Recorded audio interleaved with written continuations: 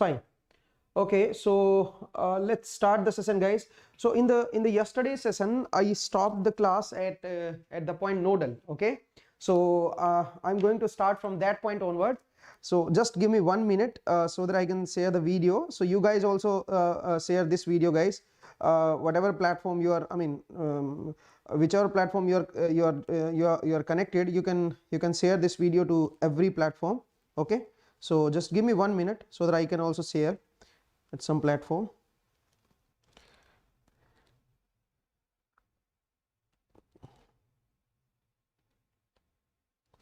Okay, so now I am ready. Okay, guys, so tell me, I hope your preparation is going well, and I hope you enjoyed yesterday's session. So in today's class, we'll start with the nodal and then AC analysis, and then at the last we'll discuss about three-phase circuits. Okay, so let's not waste time and let's start the session. So this is my introduction of everybody know me, and I teach almost every subject, and I'll take a marathon session on almost every subject. Okay, so you'll watch my lecture everywhere. Anyway, let me tell you guys, there is one mega workshop is going on, and it will be held on 15th of January, which is taken by Abhinav Negi sir. So you can suggest your juniors or maybe those students who are preparing for 2024 that they can attend this workshop and they can be benefited. Okay, so there is one more scholarship test is going on. 90% scholarship you can avail on the courses. So you can join, you can register for this exam, and the link is given in the description below. Okay, now one more new thing is coming, that is a general aptitude class. Okay, so within just 15 hours the general aptitude will be completed by Rakesh Talreja sir. So you can join this class also. Okay, so it is also coming soon, so you can join this. Okay, and let me tell you, for mathematics, for maths marathon, you can say that Rakesh sir and Ankit sir will take this class, and I hope you will also enjoy this class. So this will also be on, just in 2 days you can complete the entire math syllabus. So it's again very beneficial for everyone. Now it's time for the test series, guys. So better you start joining the test series, and BYJU'S exam prep is also providing you the test series.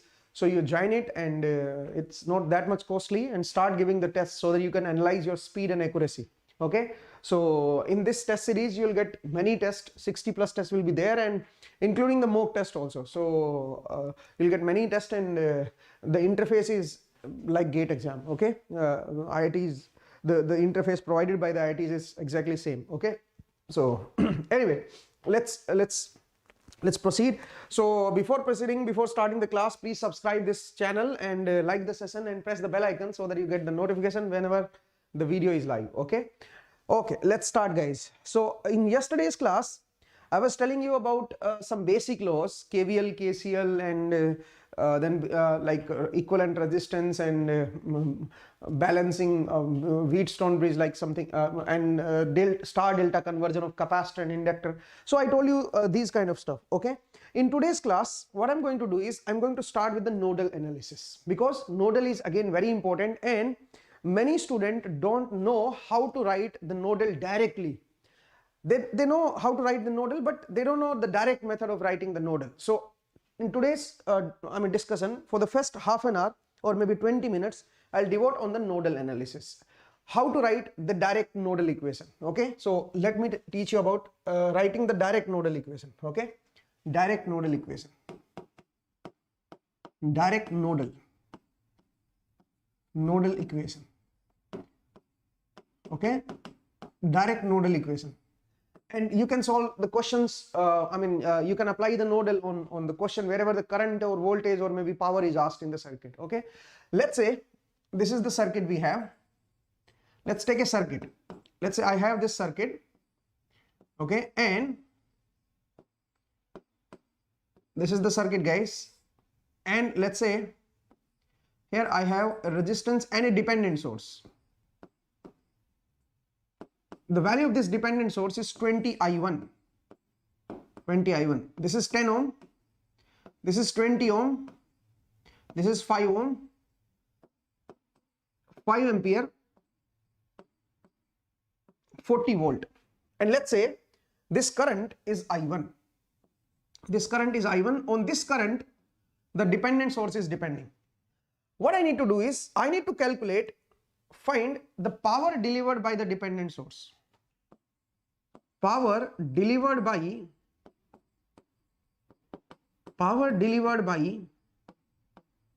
dependent source. Power delivered by dependent source. Now, how to calculate that? How to calculate the power delivered by the dependent source? Okay.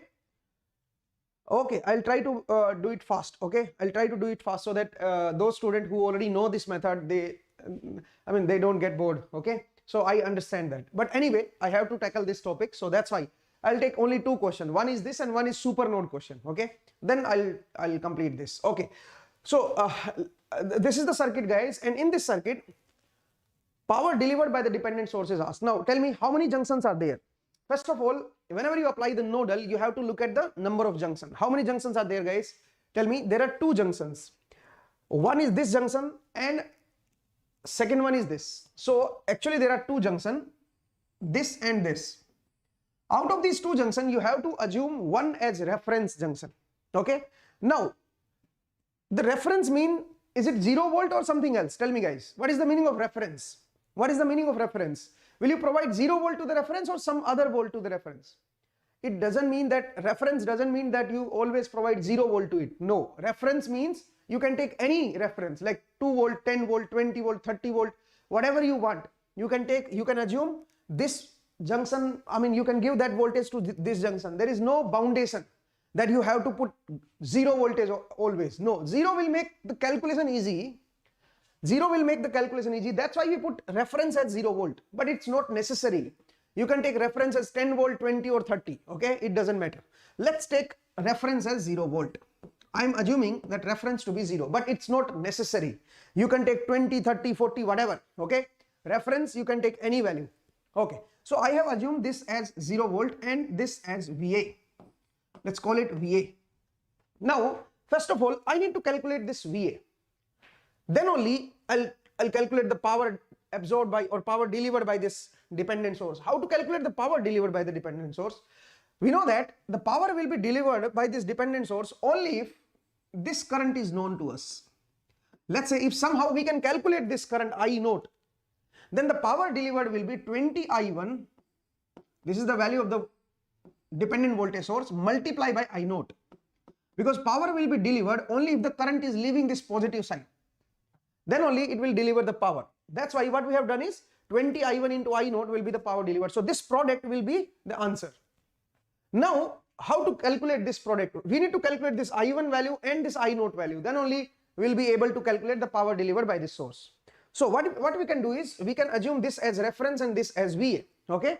Now first we need to calculate the VA. How to calculate the VA, guys? Tell me. To calculate the VA, you can directly apply the nodal. What is the coefficient of VA? If you apply nodal, how to write the coefficient of VA? It's very simple. Look at the number of branches. Look at the number of branches.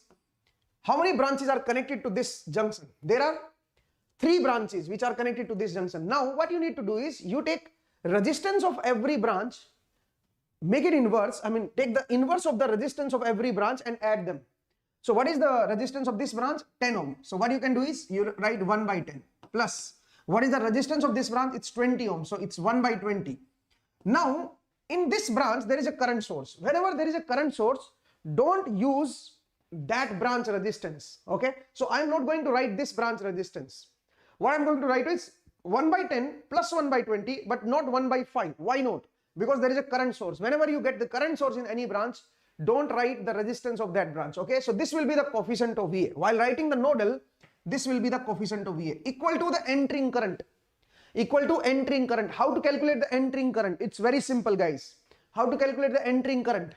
Tell me, in this branch, how much current it will try to enter? Via this branch, how much current will try to enter? 5 ampere. So it will be 5 plus, if you look at this branch, how much current will try to enter? This source will try to enter some current. Now can you calculate how much current this source will try to enter? Only this source. How to check it? You can convert this source into a current source. the voltage source, if you convert the voltage source into current source, then you will get the idea how much current it will try to enter. So 40 divided by 20, it means this source will try to enter 2 ampere. Okay, so I told you how to calculate the entering current due to this source. There is one more method to check how much current this source is trying to enter. What you can do is you can sort it here. I mean, this point and this point can be sorted, and look how much current this source is supplying, only this source. So if this is grounded and this is grounded, this source will try to supply 40 by 20, 2 ampere, it will try to enter in this junction. This is not a branch current, okay? This is the current which is entering current by this source, okay? So 40 upon 20, and since minus 2 plus is upward, that's why it will try to enter. So it will be 2 ampere. You should know how to write this entering current. Anyway, let's proceed. In the third branch, you can see that the dependent source is there and minus 2 plus is upward. So this source will also try to enter the current. How much current it will try to enter? 20 I1 upon 10. Voltage divided by the resistance of the branch. So it will be 2 I1, okay? It will be 2 I1. This is the nodal equation, guys. So you can directly write the nodal equation. I don't know how many of you are aware of writing this direct nodal equation, okay? I don't know how many of you know this, how to write this direct nodal equation. So now this is the direct nodal equation. Now what you can do is you can put the value of I1 in terms of VA, because I1 is an extra variable. So what you can do is you can replace this I1 in terms of VA. If you want to replace this I1 in terms of VA, it will become, I1 is this branch current. I1 is this branch current from upper point to the lower point. So how to write I1? I1 is VA minus 40 minus 0 divided by 20. VA minus 40 minus 0 divided by 20. This is my I1. So now you take the coefficient of VA on one side, and first you have to calculate VA. Tell me, guys, VA will be 1 by 10 plus 1 by 20. Now if you look at the coefficient here, the VA coefficient is 1 by 10. 2 into 20 is 1 by 10. So take this coefficient on this side, it will be minus 1 by 10 is equal to 7. 5 plus 2 is 7 minus 4. Okay, minus 4. So you can see that VA came out to be 60 volt. Okay, VA came out to be 60 volt. I hope it is clear to everyone. Using nodal, I have calculated that this is 60 volt. But let me tell you guys, this is not absolute. This is not absolute. Okay, this is not absolute. Why it is not absolute? Because it is with respect to 0 volt. It is with respect to 0 volt. If you assume that this point is at 0 volt, then only it is 60. If you assume that this reference is 10 volt, if you assume reference to be 10 volt, then it will become 70 volt. Okay, it means this is not absolute. It is relative. If you are assuming 0 here, with respect to 0, it is 60. Remember this point. Let's say in the question, if I ask, let's say this was the question, and if I ask you about the VA, what is the voltage here? What is the voltage here? Then what should be your answer? Your answer should be, you can't define this voltage unless reference is given to you. If reference is 0, then this is 60. If reference is 10, then it is 70. If reference is 20, then it will be 80. It means voltage cannot be defined, voltage of a junction cannot be defined unless you know the reference value. If reference is not provided, you can't calculate the junction voltage. So remember this point, it's very important, guys. I hope you understood it, okay? So we have calculated VA by applying the direct nodal equation. Many of you don't know the direct method, so don't worry. If you don't know the direct method, what you can do is you can write the direct, the way you write the nodal equation, you can write your own way, okay? And you have to calculate VA, okay? So VA came out to be 60. Now, if VA is 60, first of all, calculate this I1. So I1 will be, what is this I1, guys? I1 will be 60 minus 40 divided by 20, that is 1 ampere. I1 came out to be 1 ampere, okay? If I1 came out to be 1 ampere, now this 20 I1 is known now. This 20 I1 will become 20 volt. Is it fine? This 20 I1 will become 20 volt. Now I need to calculate I naught.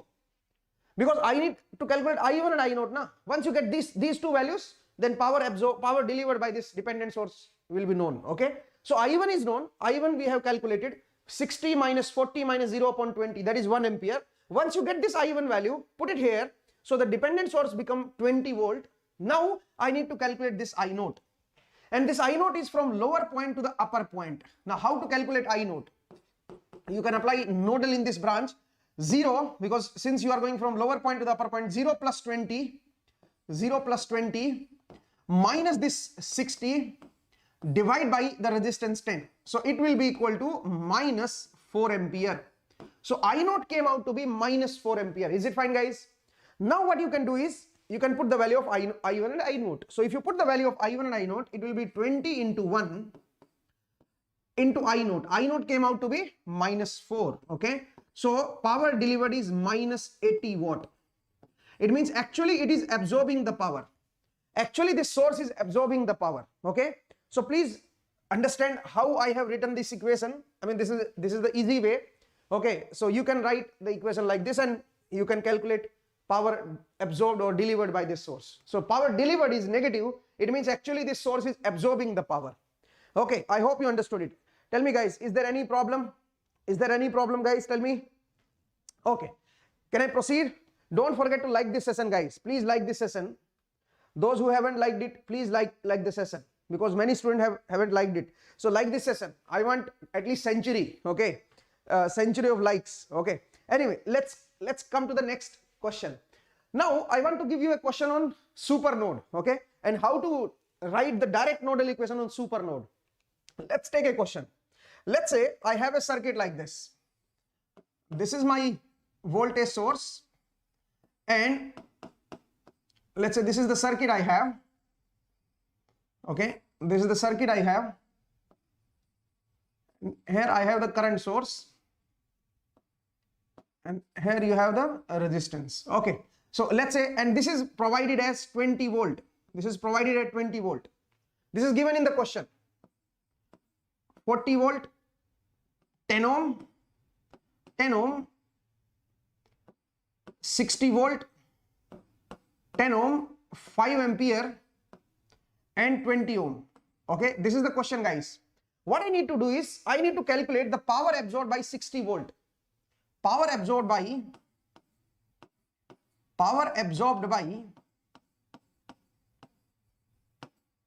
60 volt. Now, if you don't know the direct method of nodal, don't worry, you can write the equation according to your method. Whatever your method is, you write the nodal equation and try to calculate the power absorbed by 60 volt. But I will prefer the direct method. I will tell you how to write the direct method, but obviously in 5-10 minutes I can't completely teach you how to write the direct nodal method. You have to attend the lecture, but this is not a right time to attend the lecture. So better you write the nodal equation in your own way. But those who have studied from me, they must know how to write the direct nodal equation. So I will tell you how to write the direct nodal equation. Okay. Now in this question, it is provided as 20 volt. It means you can't select reference now. This 20 volt itself will act as a reference. It means this junction will act as a reference because this voltage is already provided in the question. If this voltage is provided in the question, it means you can't assume reference. Your freedom is lost. Okay, so this will act as a reference and the reference voltage is 20 volt now. Okay, now there are two more junctions. One is this and one is this. So you can assume that this is VA.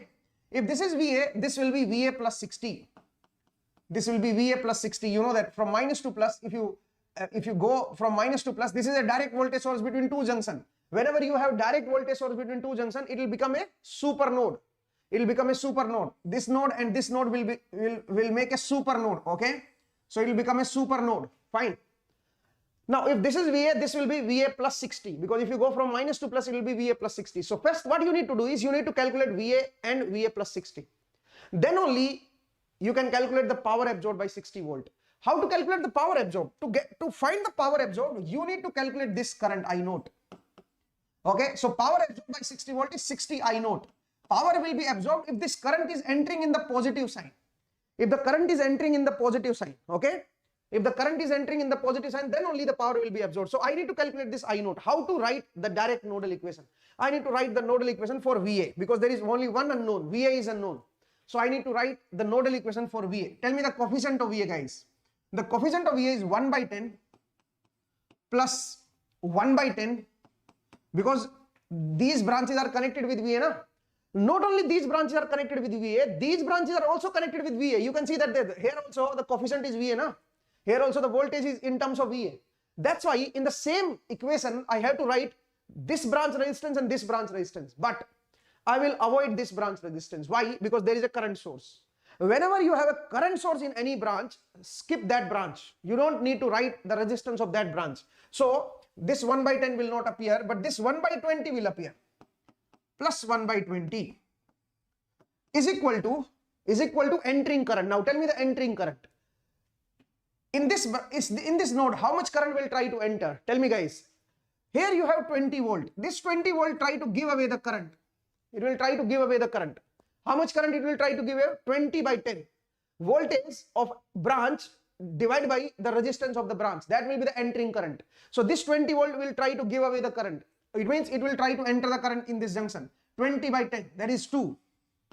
Plus, now look, here you have 20 volt. This 20 will try to give away the current, and this 40 is also trying to give the current in this direction, because from minus to plus it is upward. So it will also try to give away the current. It means both the sources 20 and 40 both will try to enter the current. Now how much current they will try to enter? 20 plus 40, 60 divided by 10. 60 divided by 10 is 6. Plus, in this branch you don't need to see anything. Current is fixed by the current source. And remember, since it is a super node, we have to write the entering current not only in this junction, along with that junction you have to write this junction also. So the entering current here will be 5 ampere. Okay, in this branch the entering current is 5 ampere. Now what about this branch? In this branch, if you look at carefully, this is 20 volt here, and here you have 60 volt. This is 60 volt here. Don't look at the VA. VA already tackled. We have tackled VA. Now we have to tackle the 60 volt. This 60 volt will try to give away the current, and this 20 volt will try to give away the current. It means this 20 will try to enter the current, and this 60 will try to leave the current. Now tell me, which one is bigger? Obviously 60 is bigger. So the resultant voltage of this 60 and 20 is 40. 40 volt will try to give the current away from this junction. It will not try to enter now. It will try to give away the current. How much current how much current is leaving from this junction now? 40. The resultant of 60 and 20 is 40 divided by 20. 40 divided by 20 is 2. So I have to write minus 2 here. Why minus 2? Why minus 2? Why not plus 2? Tell me, guys. I have to write minus 2 here because this 40 will try to give away the current. Okay. That's why I have to write minus 2 here. Okay. Now, I don't know how many of you are able to write this direct nodal equation. Those students who are not aware of this direct method, you don't worry about this. Okay. What you can do is, you can write your own method. Okay. Whatever method you have, you can use that method and write the nodal equation. I use this method. I prefer this method because in single line, we get the equation. That's why it's a fast method. So you can cancel it, and the coefficient of VA came out to be, now this is LCM 20. 2 plus 2 plus 1 is 5, that is equal to 11. So this is cancelled. So you can say that VA came out to be 44. Is it fine, guys? Have you understood it? So VA came out to be 44. It means this voltage is known to us now, 44. Once you get this voltage will also be known. Just add 60 to it. So 44 plus 60. So this point voltage will become 104 volt. I hope you understood it. Okay. So what we have done is, we have calculated this junction voltage and this junction voltage. This is 44 and this is 104. Let me tell you guys, now this voltage is absolute voltage. Why? Because reference is not, reference is provided previously. According to this 20 volt, this 20 is provided in the question. You don't need to assume the reference voltage, because if, let's say, if you need to assume the reference voltage, then somebody will assume 0 volt as reference, somebody will assume 10 volt as reference, somebody will assume 30 volt as reference. So according to the reference value, this voltage will change. But now in this question, since this voltage is provided, so this voltage you will get the fixed value. Okay, with respect to 20 you will get, and this is absolute now. Okay, so this time reference is not provided to you. So remember this point, don't make mistake. Anyway, this is 44 and this is 104 volt. Now you get this voltage, you get this voltage. I need to calculate this I naught current. How to calculate this I naught current, guys? What you can do is, you calculate this branch current first. Somehow you calculate this branch now, then you can apply KCL here. Yeah, then you can apply KCL here and you can calculate this I naught current. How to apply KCL? First, you need to calculate the branch current. How to calculate the branch current, guys? Tell me. How to calculate the branch current? The upper point voltage is 104 and the lower point voltage is 20. Now, how much current will flow in this branch? Tell me, in the downward direction. If you need to calculate the branch current in the downward direction, that will be 104 minus 20 divided by 20. Okay, this much of current will flow in downward direction. Now, if you calculate it, it will be 84 divided by 20. 84 divided by 20 is 7 point, okay, no, not 7 point. It will be 4.2. Is it fine, guys? 4.2 ampere. So this current is 4.2 ampere. This current is entering 5 ampere. Now we can apply KCL at this junction. Entering current must be equal to leaving current. Entering current is 5 and leaving current is I naught on this side and 4.2 on this side. Is it fine, guys? So we have applied KCL at this junction.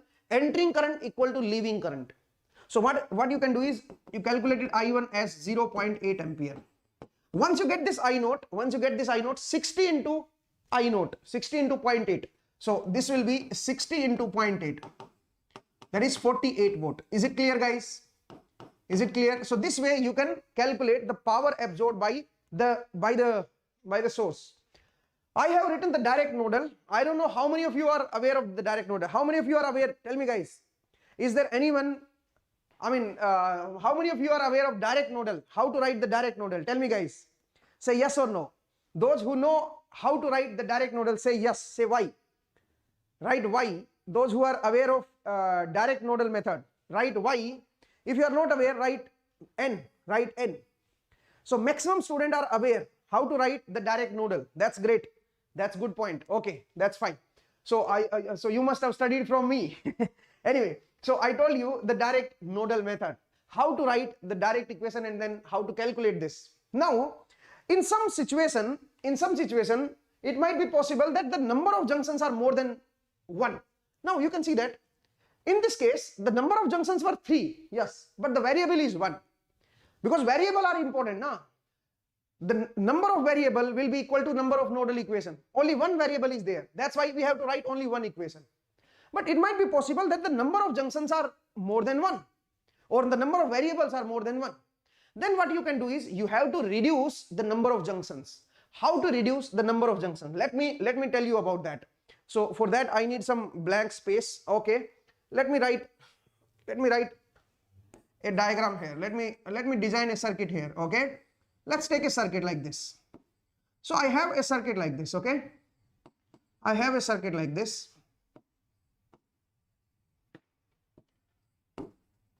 Let's say this is the circuit.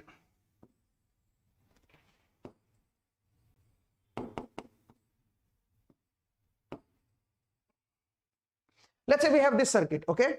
10 ohm, 20 ohm, 40 volt, 30 volt, 10 ohm, 20 ohm, 10 ohm, 5 ampere, 10 ohm, 10 ohm, and 10 ohm, okay? And that is 40 volt. Now what I need to do is, I need to calculate this current, I naught, find I naught. Now tell me, how many junctions are there? We need to calculate I naught. How to calculate I naught, guys? How many junctions are there? First of all, I need to check how many junctions. So if you look at this carefully, this is one junction, 2, 3, 4. There are 4 junctions. Out of 4 junctions, 1, 2, 3 and 4. 4 junctions are there. Out of 4 junctions, you can assume this as reference. This as reference. So reference is assumed like 0 volt. You can provide reference as 0 volt. So you can assume this is at 0 volt. Now, if this is at 0 volt, you can call it VA. It will be VB. It will be VC. It means to calculate this current, you need VA and VB. Then only you will be able to calculate this I naught. Now the problem is you have to write 3 equations. You have to write 3 equations. It will be very lengthy. Okay, it will be very time consuming. So what you can do is you can reduce the number of junctions. But remember, while reducing the number of junctions, don't change the connection of this branch, because this branch current is required. That's why we'll not change this resistance. We'll not merge this resistance to any other resistance. So we'll not change the connection of this branch. While keeping the connection of this branch same, you have to reduce the number of junctions. How to reduce the number of junctions? What are the ways to reduce the number of junctions? So there are multiple ways. You can apply source conversion. Using source conversion, you can reduce number of junctions, or whenever it is required, you can apply star delta conversion also. In this question, star delta is not required because you can't see any star or any delta connected anywhere. Okay, so star delta is not required to reduce the number of junctions, but you can apply star delta also if the circuit is accordingly. Let's say circuit is made up of some resistances in which many resistances are connected, and so you can combine their, you can take their equivalent by using star delta. Okay, and you can replace the entire circuit with a single resistance.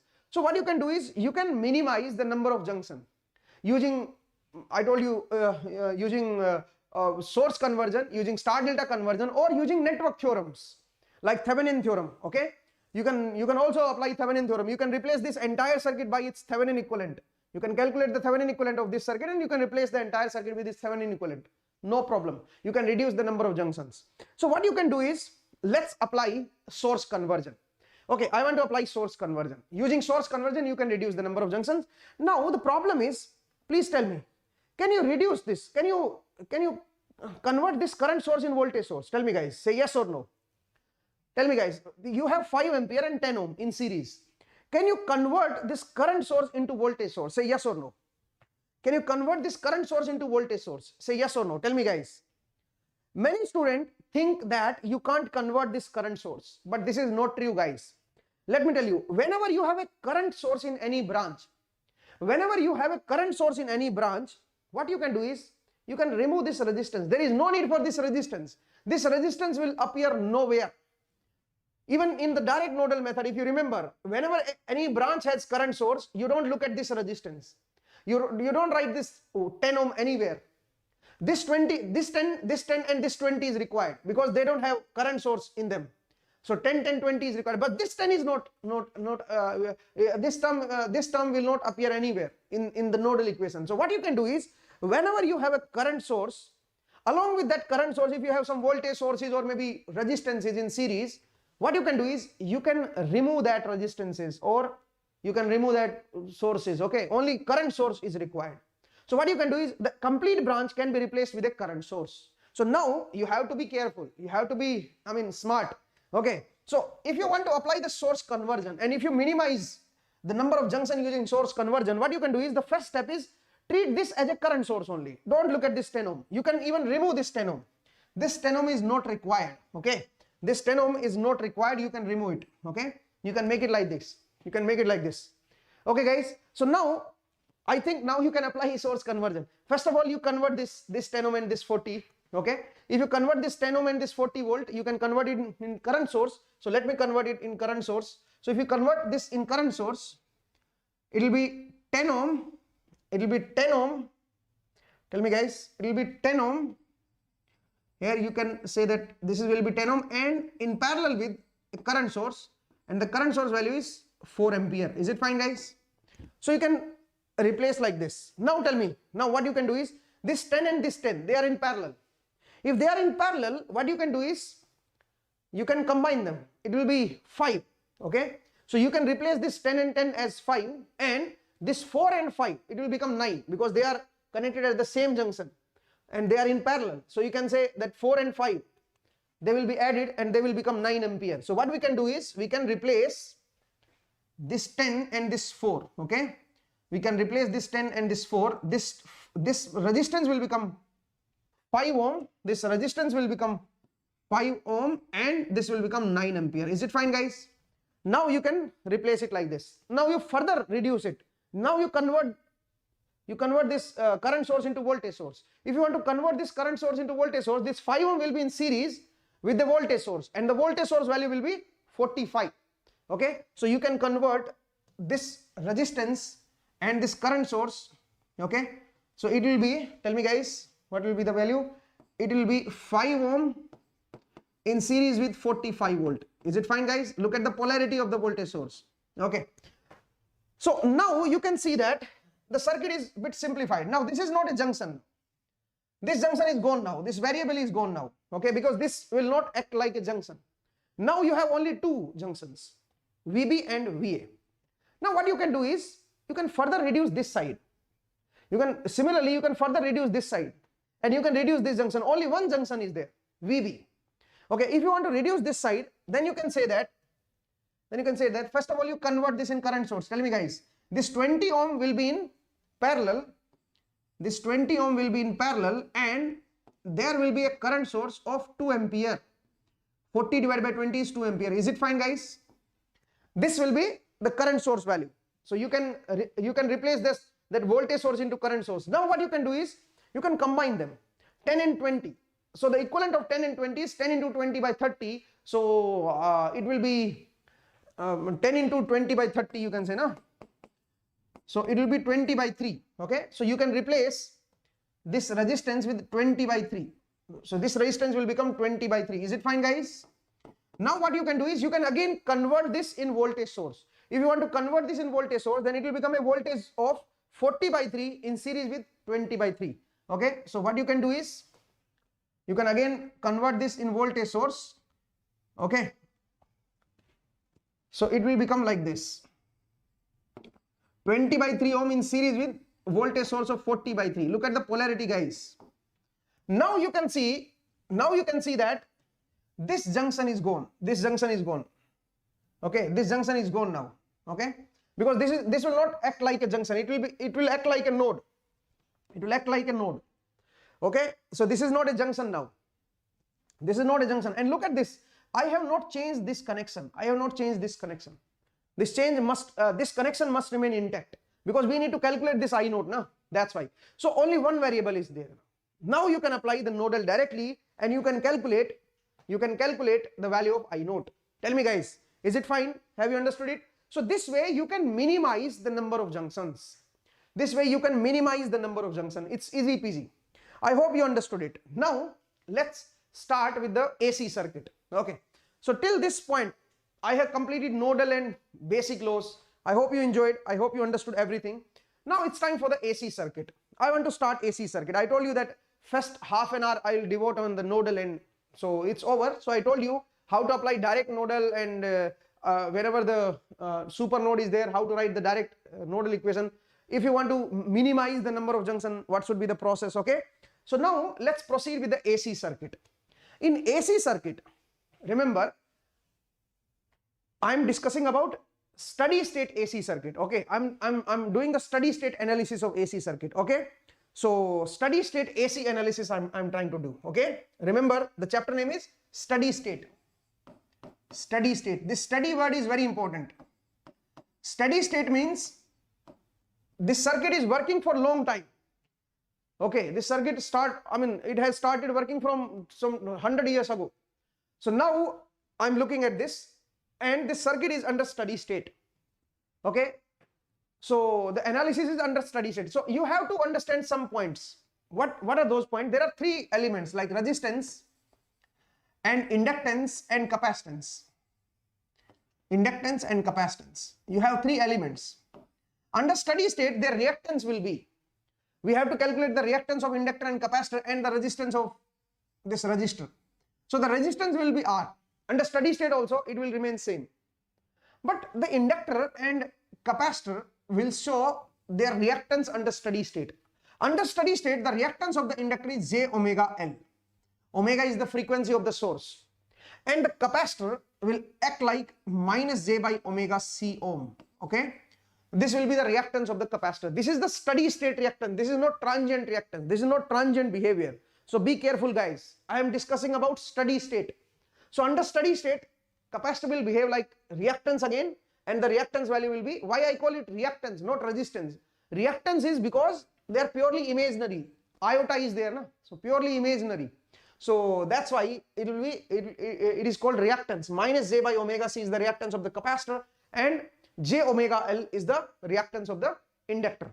Now, okay, sir AC circuit में magnitude और angle का ground अलग अलग हो सकता है क्या? Magnitude और एंगल का ग्राउंड हम कहां से लेते हैं साहिल? ओके, ओनली वोल्टेज का लेते हैं हम लोग. Okay, now okay, you are saying that reference angle and reference voltage. Yes, you can take different separate references. I'll tell you. So now you have three elements. These are the steady state reactances of the element. Now let me tell you one more point. Let's say there is a voltage here.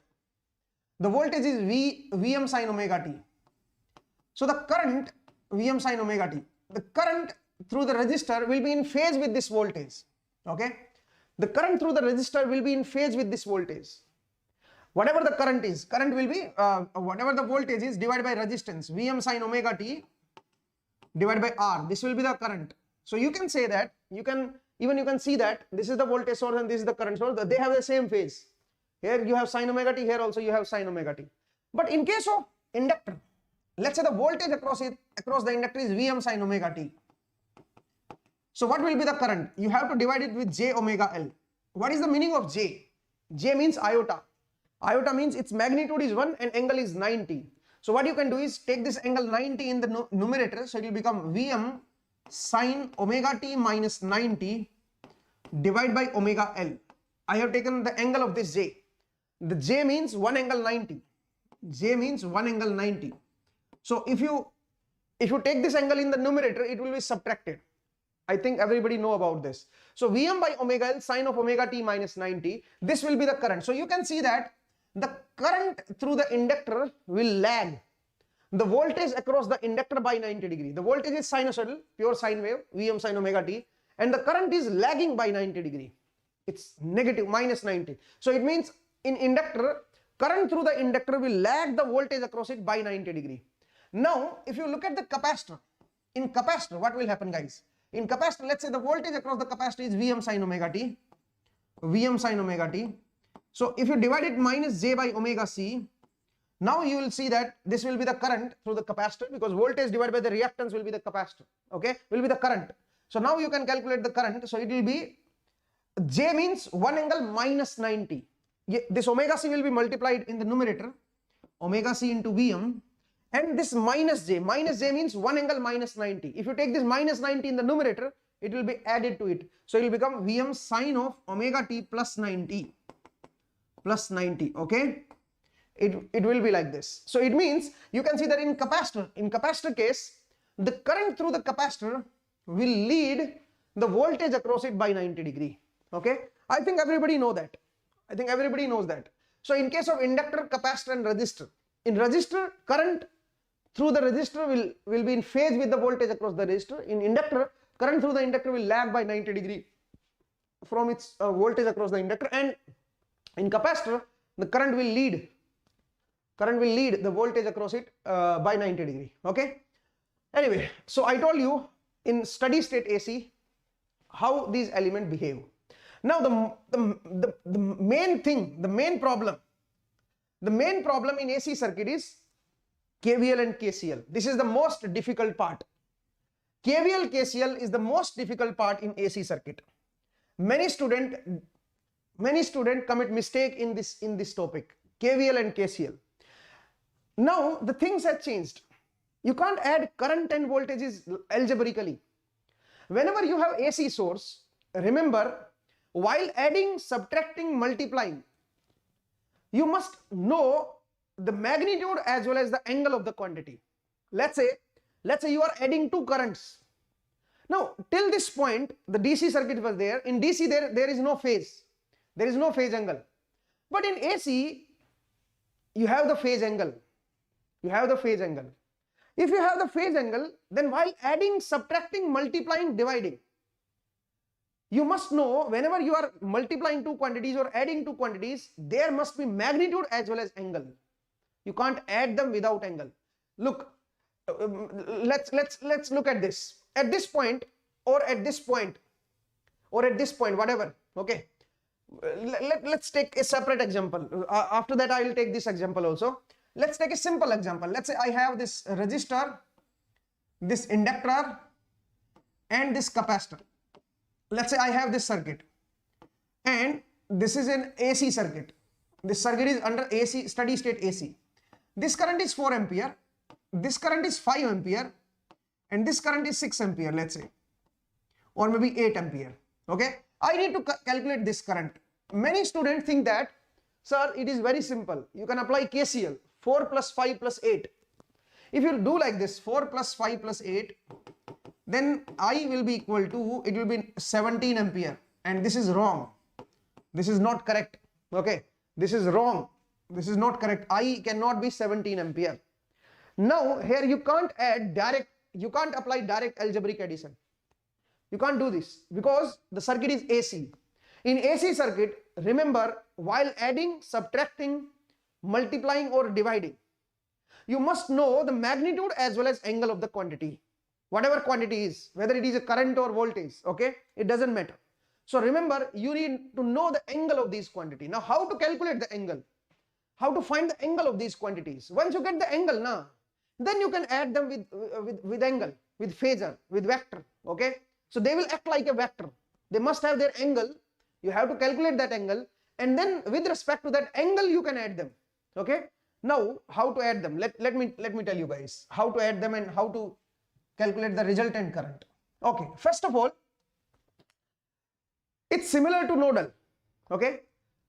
Now, in this circuit, you can assume two quantity. In DC circuit, only one quantity you can assume, that was reference voltage. If you look at the nodal in DC circuit, what you have a freedom of selecting one as reference voltage, as zero voltage. Generally, we call reference as zero. So you can give any junction as zero voltage, okay? You can assume any junction as zero voltage, okay, in DC circuit. But in AC circuit, you have two freedom. What two freedom you have? One is reference voltage. If there are junction, more than one junction, let's say there are two junction. In this question, there are two junction. One is this, one is this. So what you can do is, you can assume any junction as a reference. Reference means zero.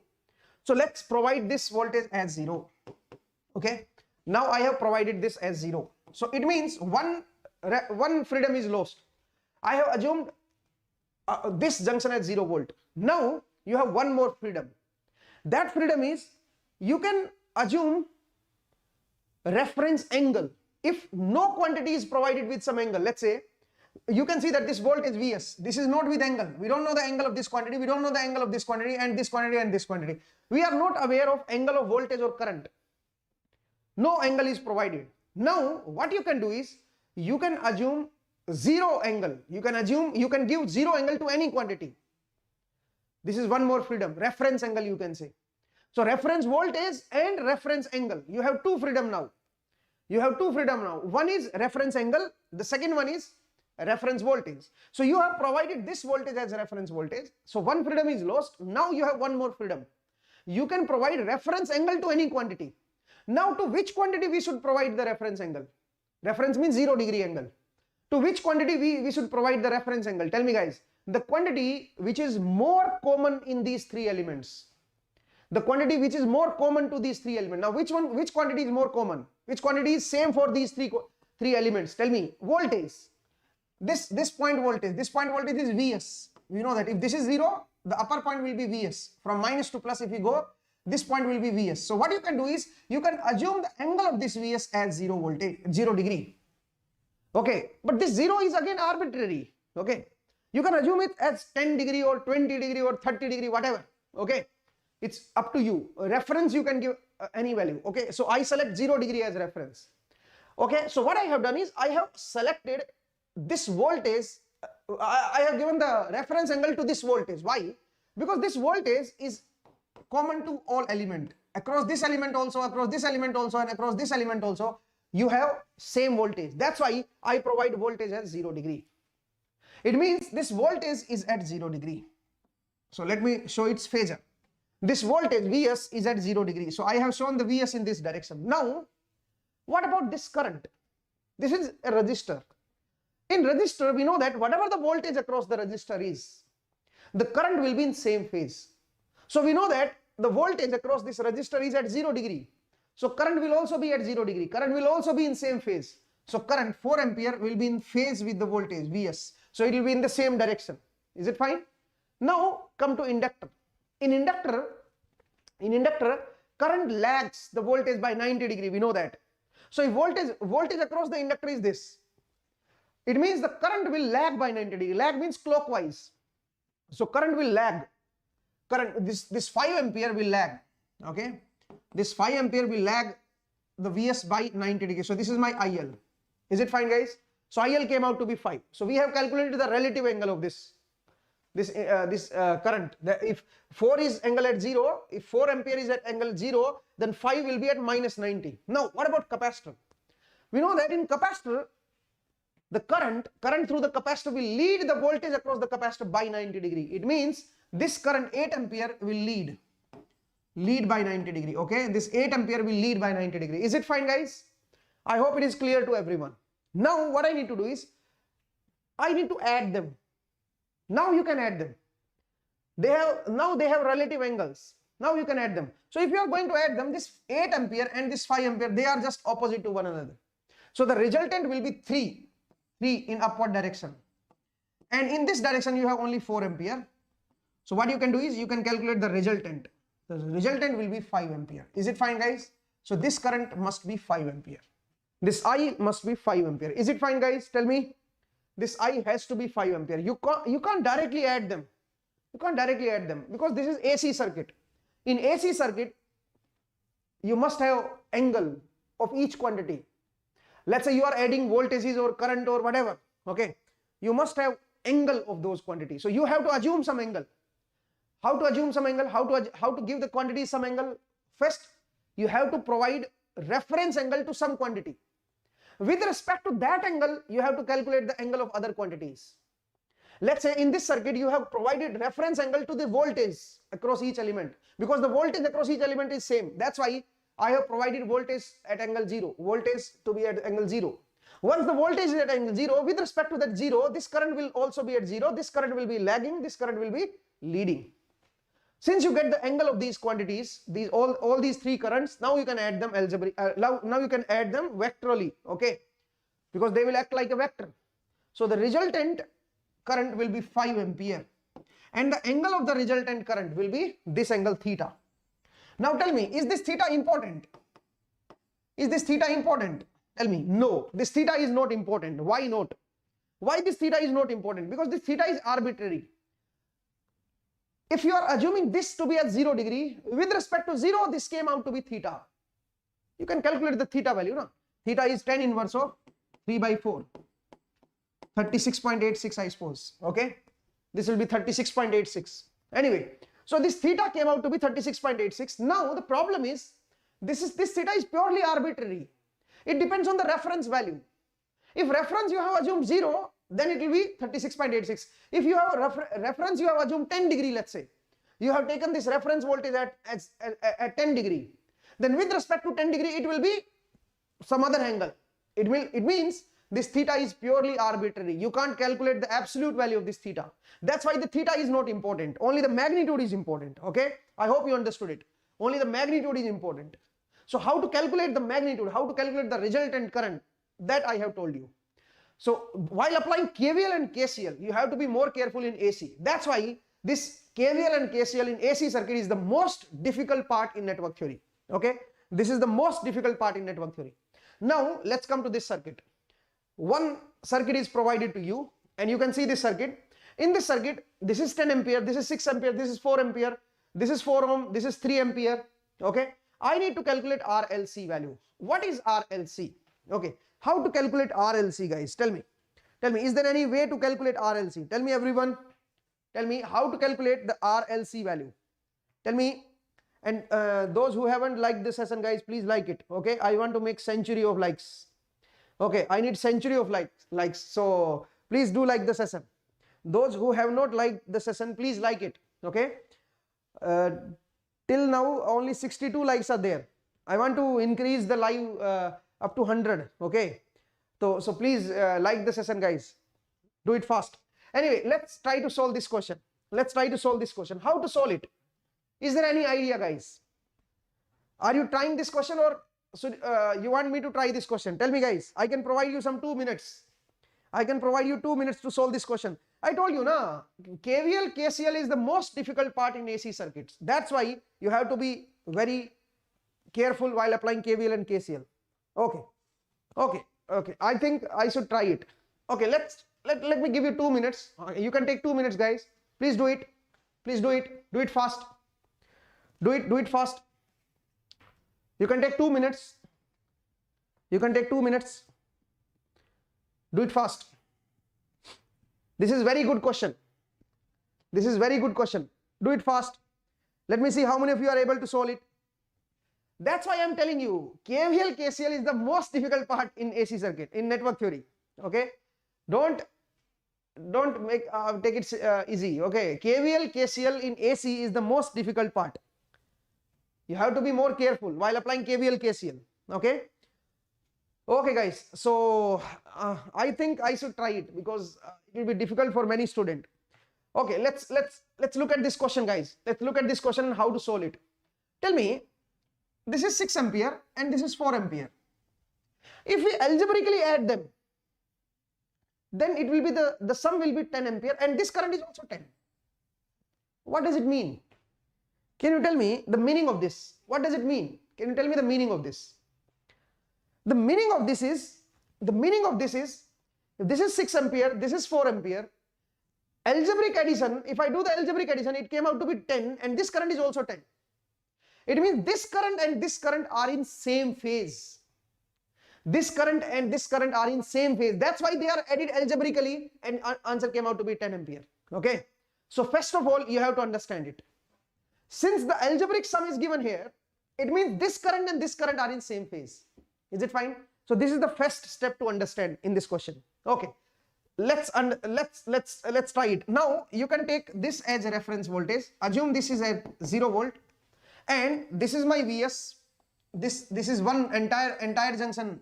I can give the voltage Vs at an angle of 0 degree. I have provided this voltage at 0 degree. I have given 0 reference to this voltage because this voltage is common to every branch. Okay. So you can say that this voltage is at 0 degree. Now, if this voltage is at 0 degree, you can say that this current will also be at 0 degree because the voltage across the resistor is Vs angle 0. So the current will also be at 0 degree and this current will also be at 0 degree. Is it fine, guys? This current will also be at 0 degree. Then only their sum will be 10. Okay. Whatever the phase of this current, we have calculated the phase of this current. Whatever the phase of this current, the same phase will be of this current and the sum will be 10. You can easily see that. Is it fine, guys? Tell me. Tell me, guys. Okay, let's proceed now. I have told you that this is 10 ampere and this is 4 ampere at an angle of 0 degree. Now this 4 ampere must be the sum of this current and this current. Tell me, guys. 4 ampere at an angle of 0 degree must be the sum of this current and this current. Is it correct? Now let's try to plot the phasor diagram. If I plot the phasor diagram, Vs is at 0 degree. We don't know the value of Vs. Vs is at 0 degree. Okay.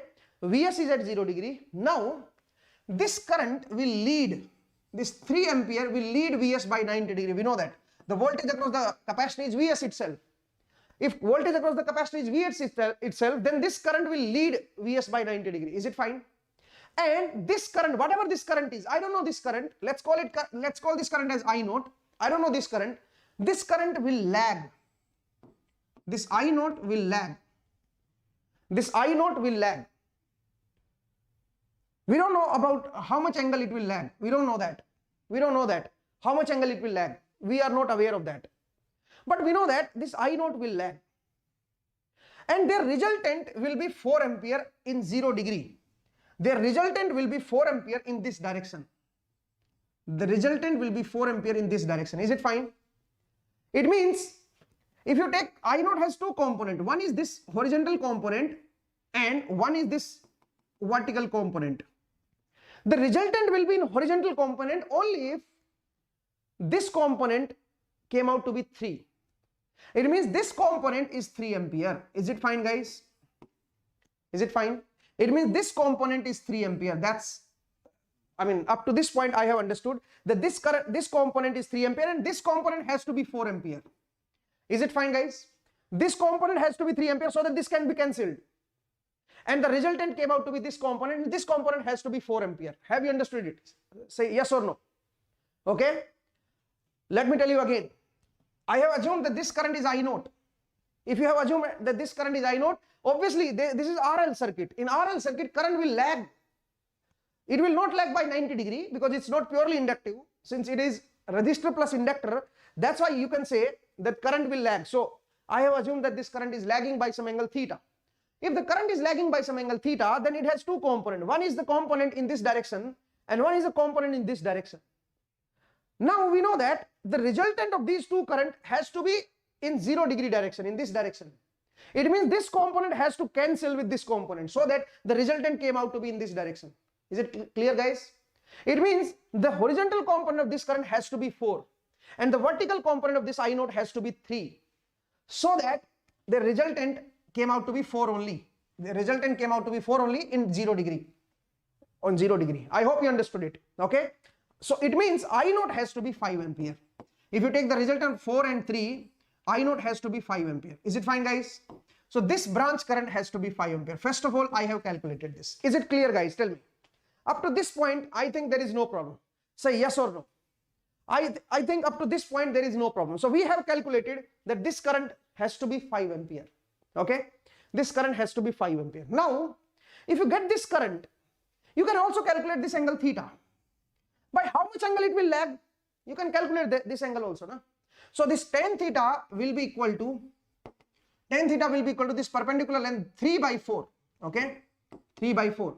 Theta came out to be tan inverse of 3 by 4. Can you calculate this value, guys?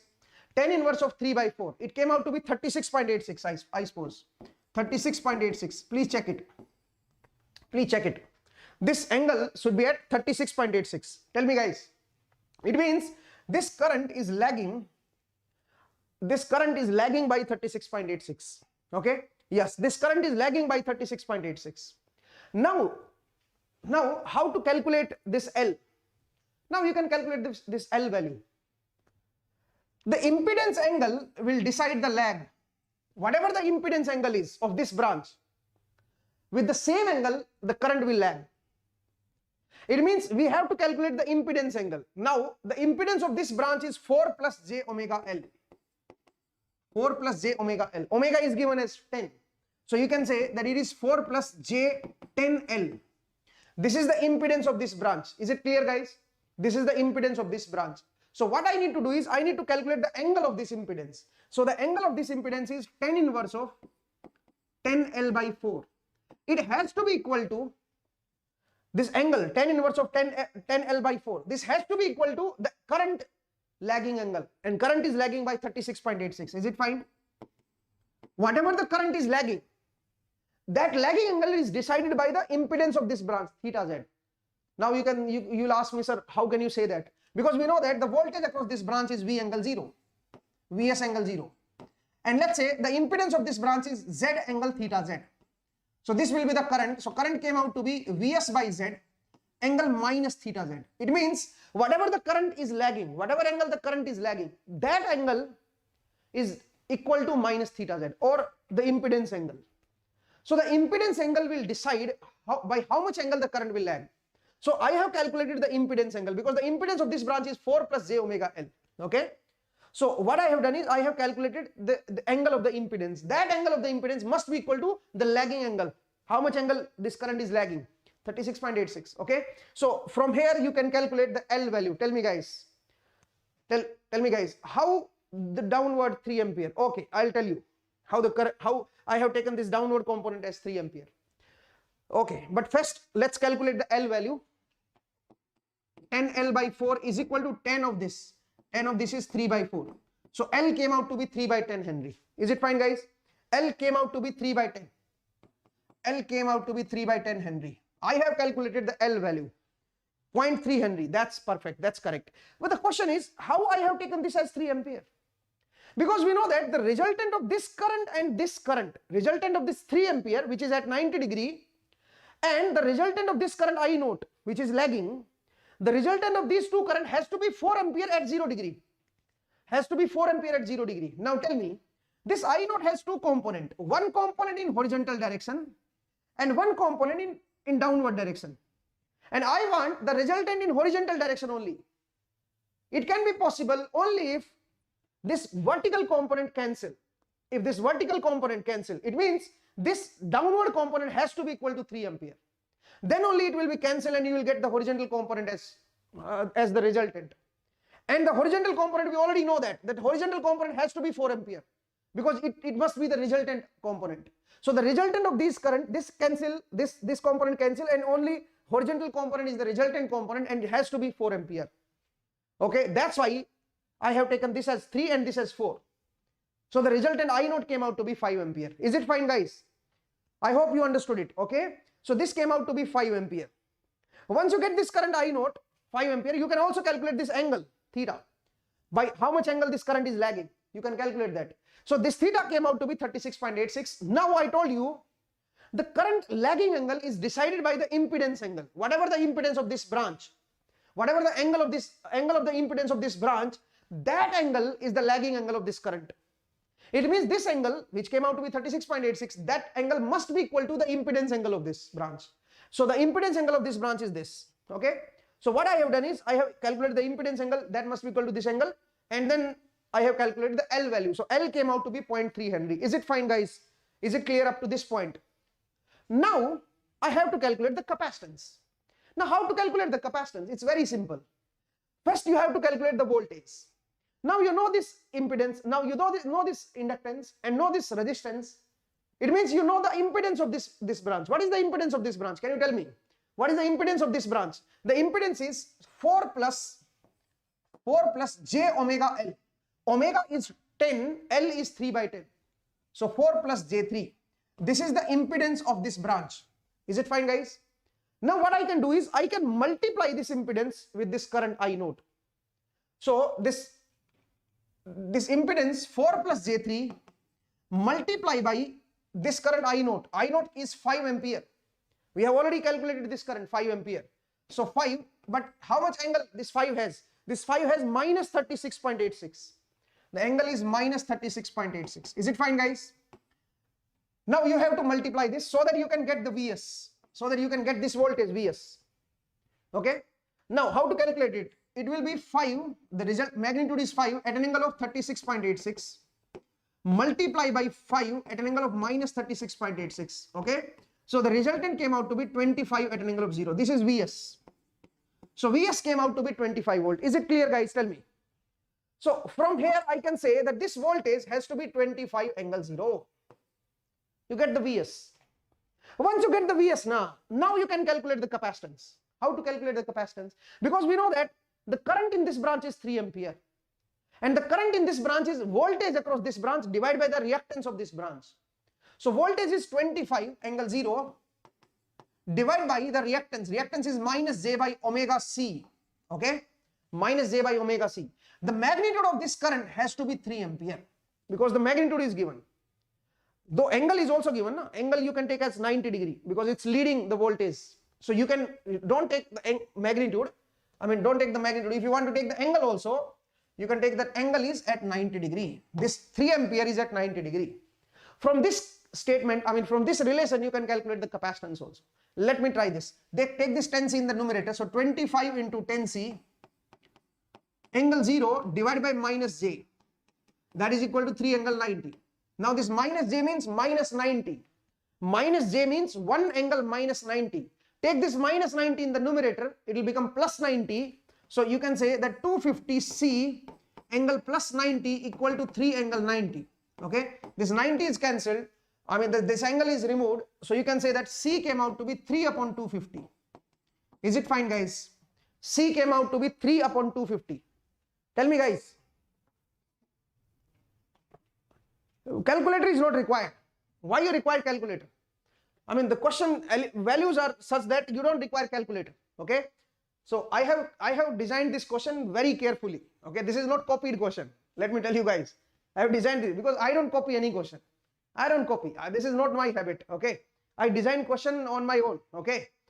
So now in this question you can see that capacitance can be calculated like this. Now it's time for the resistance. We know the voltage.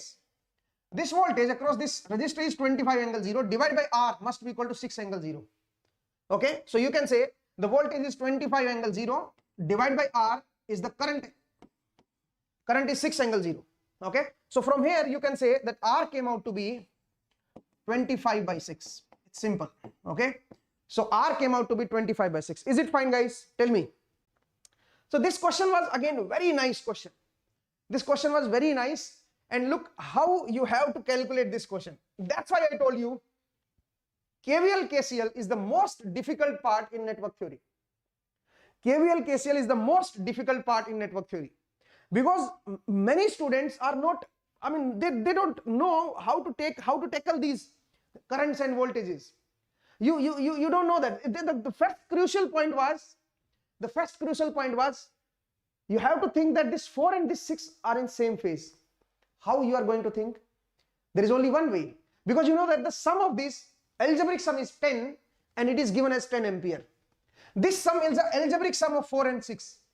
Now in AC circuit, algebraic sum will only happen if they have the same phase. It means whatever phase of this current is the same phase of this current. That's why they are added algebraically, so that the resultant came out to be 10 ampere. Is it fine, guys? Tell me guys.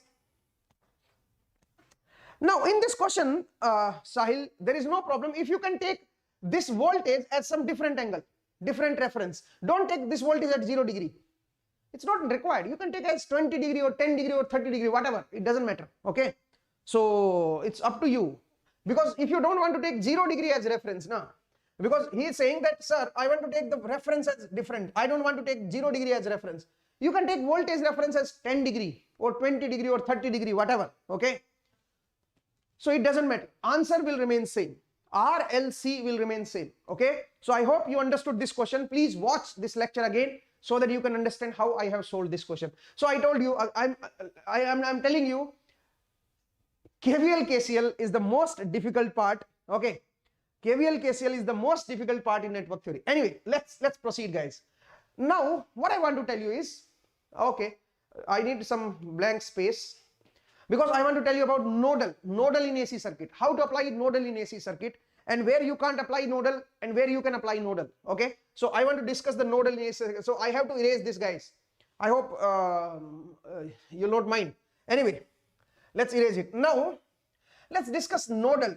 Mesh I'm not interested, because mesh is not required for gate. Okay, even they ask you the mesh current. Okay, let's say in exam they ask you about the mesh current. You can calculate the mesh current using nodal. Okay, so don't worry about the mesh. Anyway, first of all, I want to tell you about the nodal in AC circuit. How to tackle nodal in AC circuit? In AC circuit, nodal can be applied only if every element is known to you. Then only you can apply nodal. In this question, if you look, in this question, R was unknown, L was unknown, C was unknown, and the voltage source was also unknown. That's why you'll not be able to apply nodal here. Otherwise, I would have solved this question using nodal. Okay. The problem is you don't know the element value. This is the main problem. If you know the element value, if let's say you know all the element value, then you can apply nodal. Okay. Then you can apply nodal. So let's take a question. Let's say I have a question like this. Okay, let's take a question. This is the, let's say this question is provided to you and I want to solve this question. Okay guys, let's say this is the question we have. Now the voltage source VST, this is VST, this is IST. Let's call it IST. This is VST, this is capacitance, this is L, this is 10 ohm, this is 20 ohm. Let's call it L1, let's call it L2. VST is given as 40 sine of 5t. Okay, and IST is given as 10 sine of 5t minus 60 degree. Let's say this is my VST, this is IST. Now look at this voltage source and current source value carefully. They have the same frequency. They must have the same frequency. Otherwise, if they have different frequency, then you have to apply superposition. I'll tell you how. Okay. So what I need to do is I need to calculate the power lost in 10 ohm. Power lost in this 10 ohm. Power lost in 10 ohm. How to calculate the power loss in 10 ohm? Tell me guys. So what I need to do is I need to calculate this current IT. Once you get this current IT, take the RMS value of this IT, because wherever you take power, you take IRMS square into 10. This is the power lost. Okay. This is the power lost. Is it fine guys? So we need to calculate the IST RMS. Now what we can do is, since we know the element value, we can apply nodal directly. We can apply nodal here and we can calculate the current IT. Though the calculation will be a bit difficult now. Now tell me, first of all, I need to write, okay, let me write the capacitance value also. The capacitance is 1 by, let me write the L1, L2 also. No? The capacitance value is 1 by 10 farad. L1 came out to be, L1 is 0.0 2 Henry, and L2 came out to be 0.4 Henry. Okay, these values are given to us. These values are provided. That's why we are able to apply the nodal. Otherwise, nodal, you can't apply nodal. Okay, so now how to solve it? What you can do is, first of all, you calculate the reactance of these inductances. Okay, since the frequency is 5, you can see that the frequency is 5. So what you can do is, first you write the reactance of this capacitance, inductance, and this inductance. Okay, so if you calculate the reactance value, the circuit will look like this. The circuit will look like this is 10 ohm, this is 10 ohm, and this reactance is j omega L1. J omega L1. Omega is 5, L1 is 0.2, so it will become J1. It will become J1, and then we have a current source. Okay, we have the current source. Here on this side, what we have is a capacitance. The value is minus J by omega C. Minus J by omega C. This is the capacitive reactance. So omega is 5 and C is 1 by 10. So it will become minus J2. Minus J2 ohm. Okay. And here you have the current source, AC current source. Now on this side, you have 20 ohm. This is 20 ohm. And a voltage source. And a voltage source. And now you have an inductor. What is the value of this inductor, guys? What is the value of this inductor? The reactance of this inductor, J omega L2. L2 is 0.4, omega is 5. So it will become J2.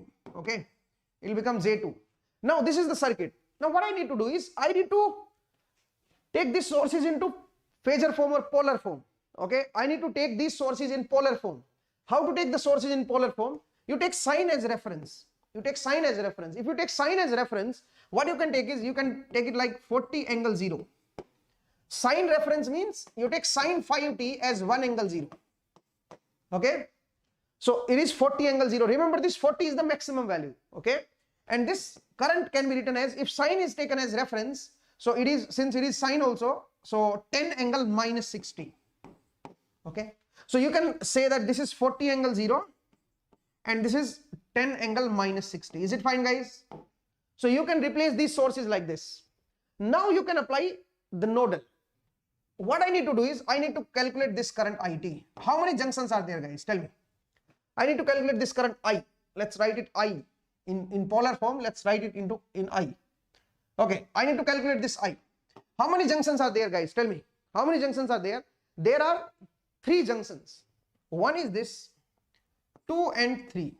But the problem is, let's assume that this is as reference. So we have to assume 2 unknown, VA and VB. So we have to solve 2 equations. It's very lengthy. So how to minimize the number of junctions? You can apply source transformation. Either you apply this side source transformation or this side source transformation. I prefer this side. I prefer this side because there is a current source here. If there is a current source, you don't need this. You don't need this J1. You can remove it. I told you, na? Whenever in any branch you have the current source, in that current source, if some element is connected and you want to apply nodal, or you want to minimize the number of junctions, what you can do is, you can take only current source. You can replace this inductor. Okay, so if I replace this inductor, I mean if I disconnect this inductor, because this is not required actually, it will not appear in nodal analysis. Okay, that's why what I can do is, I can sort it like this, and now I can make it a voltage source. How to make it a voltage source? Tell me, guys. This reactance in series with the voltage source, and the value of the voltage source is this current into this reactance. So what you can do is, you can multiply them. You can multiply this current source value, okay, with the reactance. Now tell me, the voltage source value will be equal to, what is the voltage source value will be? This into this. This is 2 angle minus 90. Minus J means minus 90. This is 2 angle minus 90. This is 10 angle minus 60. So if you multiply it, it will become 20 at an angle of minus 150. Minus 90 minus 60 is minus 150. Okay. So you can write 20 angle minus 150. Is it fine, guys? Tell me. Okay. 20 angle minus 150. Now you can replace it like this. So now you can see that this junction is not required anymore. This is not required. This is not a junction now. This is a node now. Okay.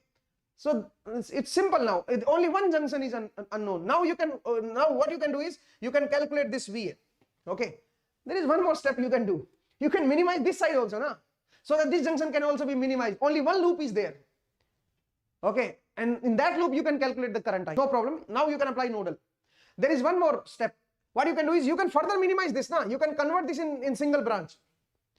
If you convert this in single branch, you can calculate this I by applying KVL then. Okay, so this will be your choice. I don't want to further minimize this. What you can do is you can apply nodal directly. What is the coefficient of VA?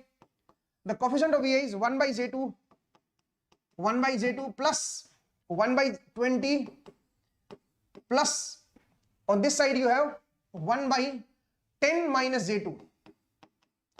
Okay, now you need to use the calculator. This is the coefficient of voltage equal to entering current. Tell me the entering current. This source will try to enter the current because minus to plus is upward. That's why it will try to enter. How much current it will try to enter? 40 divided by 20. So 2 angle 0. 2 angle 0. Plus this source will also try to enter the current. How much current it will try to enter?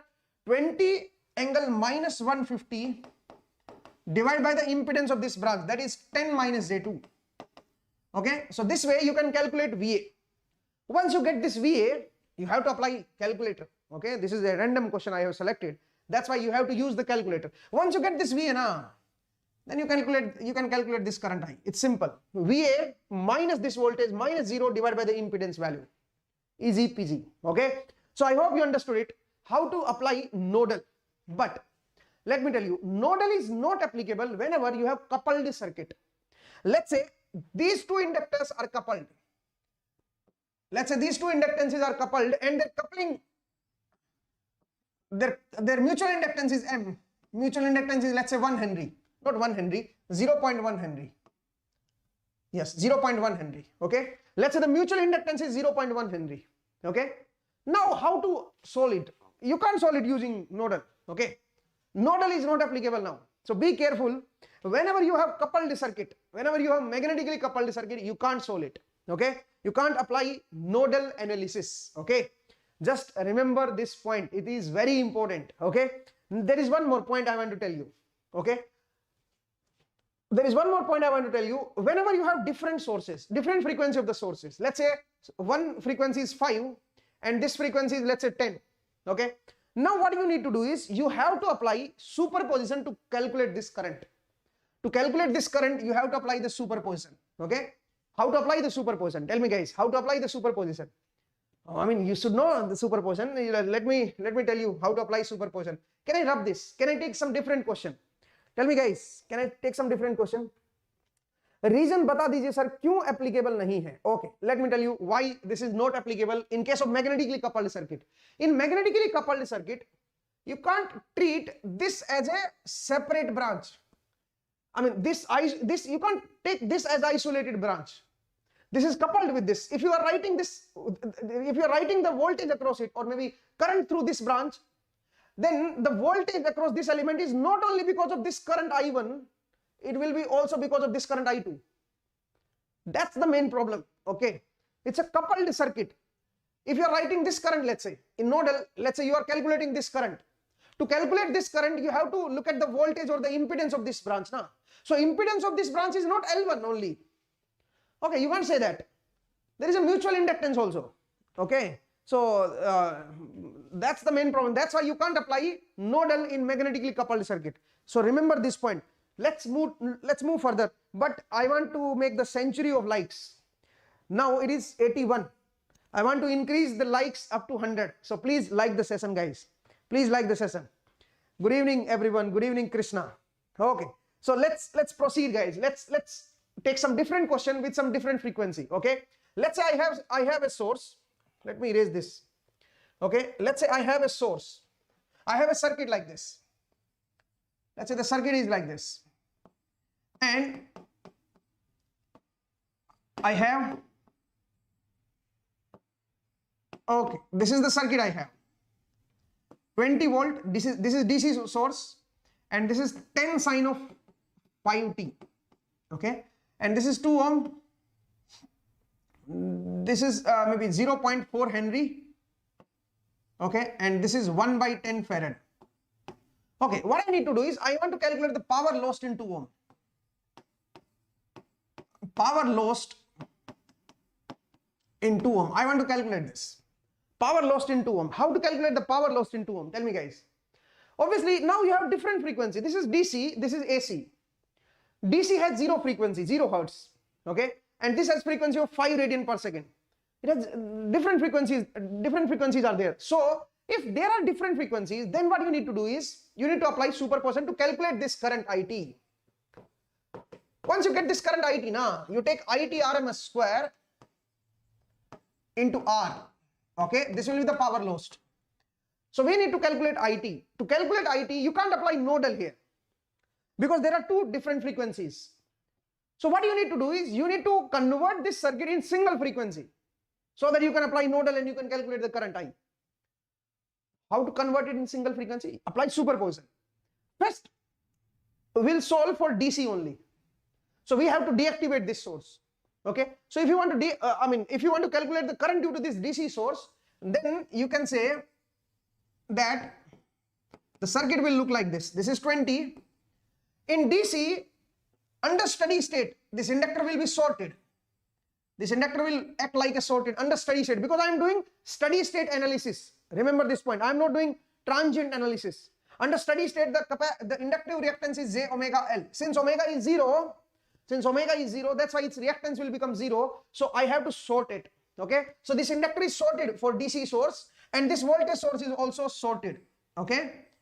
This voltage source is also sorted because you have to deactivate this source since you are considering DC only. Okay.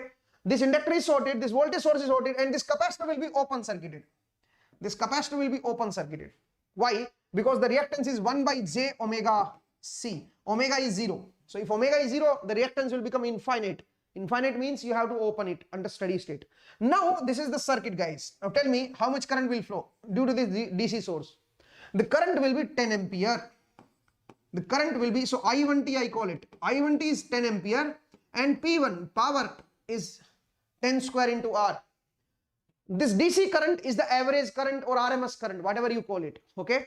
This DC current itself will act as a RMS or average because DC means average or RMS, whatever you call it. Okay. So you have to take the square of it into 2. That will be 200 watt. 200 watt is the power delivered due to this DC source, and the current is 10 ampere. This is the DC current. Okay. Now what you can do is you can take this source. If you take this source, then the circuit will look like this. If you take this source, the circuit will look like this. You have to deactivate the DC source now. You have to deactivate the DC source now. Okay. The circuit will look like this. Now tell me, this source will become 10 angle 0. I have taken sine as reference. So it will become 10 angle 0. What about this reactance? This reactance will become J2. J omega L. Omega is 5. L is 0.4. So it will become J2.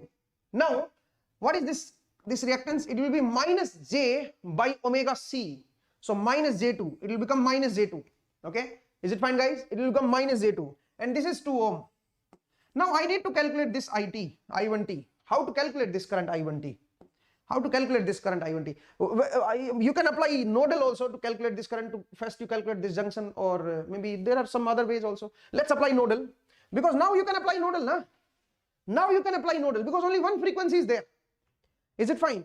Now you can apply nodal to calculate this current. So according to nodal, let's take it 0. Let's take it 0 and call it VA. I want to calculate VA. The coefficient of VA will be 1 by 2 plus 1 by 2J plus 1 by minus 2J. Okay, equal to entering current. Entering current will be 10 angle 0 divided by 2J. 10 angle 0 divided by 2J. Okay, this will be the nodal equation. So you can cancel it, and VA came out to be, this 2 will also cancel here. Okay, VA came out to be 10 angle minus 90. Okay, so this voltage came out to be 10 angle minus 90. Perfect. Now what I need to do is I need to calculate this current, this direction current, because this direction is required now. So what you can do is you can start from this point 0 minus this VA divide by the resistance value 2. Okay, so it will be minus 5 at an angle of minus 90. Now what is the meaning of minus 5? Minus means angle 180. So you can make it plus 5, angle minus 90 plus 180. You can compensate this minus sign with angle. So it will become 5 angle 90. Is it fine, guys? So this current is 5 angle 90. It means, let's call it I to T. So I to T is equal to 5 sine of 5t plus 90. Is it fine, guys? And sine of 5t plus 90 is cos. So it will become 5 cos of 5t. So we have calculated this current. We have calculated this current, I to T. What is the power? P2. What is the power? Power due to this current is 5 by root 2. This is the RMS current into square into R. R is 2 ohm. R is 2 ohm. Okay. So please tell me the power. Power absorbed. Please tell me the power absorbed. So power absorbed came out to be 25 watt. Okay. Due to this source, the power lost in this 2 ohm is 25 watt. Is it fine? Tell me everyone. अगर कोई भी एक element variable है, you can't apply nodal. Okay. All the elements should be known and there should be only single frequency and there should not be any magnetic coupling. Okay. Now we have calculated P2. Power absorbed by this 2 ohm is 25 watt and the current in this direction came out to be 5 cos 5t. Now what is the total current IT? So the total current IT will be equal to sum of this current 10 plus 5 cos 5t. This will be the total current. There is only one way to solve this current, that is only superposition. If you have different frequency sources, if the source's frequency is different, then only one way is, you can apply only one way, and that way is using superposition. So this is the total current. Now, what is the RMS value of the total current? Because we need to calculate the power loss in 2 ohm. So RMS value, how to calculate the RMS value of this? You can apply Parseval relation. DC component square plus 1 by 2 AC component square. Is it fine, guys? This is the RMS value of the current. This is the RMS value of the current. It came out to be 225 upon 2. It came out to be 225 root of 225 upon 2. Is it fine, guys? This is the RMS value of the current. You can put it here. So the power came out to be, take square of this. If you take square of this, it will become 225 upon 2 multiply by 2. Okay, this is cancelled. So I'll get 225 watt. Is it fine, guys? So this is the power lost. This is the power lost. Is it fine? This is the power lost. RMS value is this 225 by 2. Okay, 225 by 2 root. This is the RMS value. Take IRMS square into R. This is 225 watt. Now, if you look at the superposition of power, P1 was this and P2 was this. If you can add them, then also the sum came out to be 225. It means here on this circuit, you can apply superposition on power also. You can apply superposition on power also. Generally, we say that superposition is not applicable on power. If you remember, generally we say that superposition is not applicable on power. But in this circuit, superposition is also applicable on power. Not only on current, you can apply superposition on power also. You can see that the power due to first DC source is 200 and power due to AC source, due to this source AC in 2 ohm, the power came out to be 25. And the total power came out to be, if you superpose it, the answer will be 225. And if you calculate the power using IRMS, this is the IRMS. You can apply the superposition on current. Then this is the RMS value of the current. So IRMS square into R. So you have calculated the power equal to 225 again. So it means here you can apply superposition on power also. Now why that? Why it is true? Because generally we study that superposition is not applicable on power. Superposition theorem is not applicable on power. Now how it is true? Tell me, guys, how it is true. Till then I can read your comments. Sir, अगर magnetic coupling circuit को dependent source की modeling करें तो तब node applicable होगा ना, sir? Yes, you have to model it something. You have to isolate. You have to remove the dependency, no? You have to remove the coupling. Okay. If the two circuits are coupled, you have to remove the coupling. To remove the coupling, you have to take some equivalent diagram. You have to modify that diagram. If you can somehow you can remove the coupling, then you can apply nodal, no problem. Okay. But if there is a coupling, you can't apply nodal. Anyway, so in this question, guys, I told you that power can be superposed. So now superposition theorem says power can be superposed if the sources are of different frequency. If the sources are of different frequency, you can superpose the power also. Okay, remember this point. Okay, power can be superposed if sources are of different frequency. Syed Latif, अरे यार बड़े दिन में दर्शन दिया आपने, मैं आप बहुत मिस कर रहा था आपको, कहाँ थे आप इतने दिन हैं? सैयद लतीफ, थैंक यू दर्शन देने के लिए, थैंक यू है, इसलिए बोल रहा हूँ. Anyway, it's good to see you back.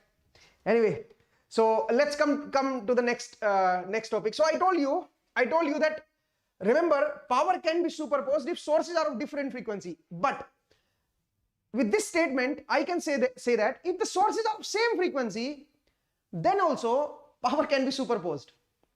If the sources are of same frequency, it doesn't matter about the frequency of the sources. Actually, what matters is the current. Let's say the current due to one source is I1 sin omega t, and the current due to the other source is I2 cos omega t. It means it doesn't matter the frequency of the sources. Actually, what matters is the current due to each sources. Let's say the current due to each sources is 90 degree out of phase. They have the same frequency. The sources have the same frequency, but the current due to individual sources is at 90 degree to one another. Whether they have same frequency, okay, it doesn't matter. If they have the same frequency, and due to the current of the sources, current due to this source and current due to this source, let's say the current came out to be at 90 degree to one another, power will be superposed. Power can be superposed. So even if the frequency is same, then also you can superpose the power. If the frequency is not same, then surely you can superpose the power. There is no problem to check, no need to check the phase of the current. Okay. If the sources have different frequency, always power is superposed. But if the sources have same frequency, then you have to check the phase difference of individual current. If they have the same frequency and the phase difference of individual current is 90 degree, then you can say that power can be superposed. Okay. So please remember this point. This is again very important. Okay. Now let's come to the next theorem. So I told you in AC circuit how to apply superposition theorem. Now in AC circuit, every theorem is applicable. Every theorem means you can apply Thevenin. Thevenin is exactly same as the DC circuit. You have to calculate the Thevenin voltage and the Thevenin impedance. So I'm not going into the Thevenin theorem because it's very simple. Exactly same. Thevenin and Norton, exactly same. But reciprocity and maximum power transfer theorem. Let me discuss about reciprocity and maximum power transfer theorem. Okay. Let's say I have a circuit. First of all, maximum power transfer theorem. Let's say I have a circuit, and on this circuit I have connected the sources. Okay. There are some sources. Let's say these are the sources. Okay. These are the sources. This is VST and this is IST. And I have connected an impedance here. ZL. I have connected an impedance here. Is it fine? I have connected an impedance here. Now, this impedance is variable. We need to calculate the impedance value so that maximum power can be transferred to it. Now tell me how to calculate that impedance. What you can do is, you can calculate the Thevenin equivalent of this circuit.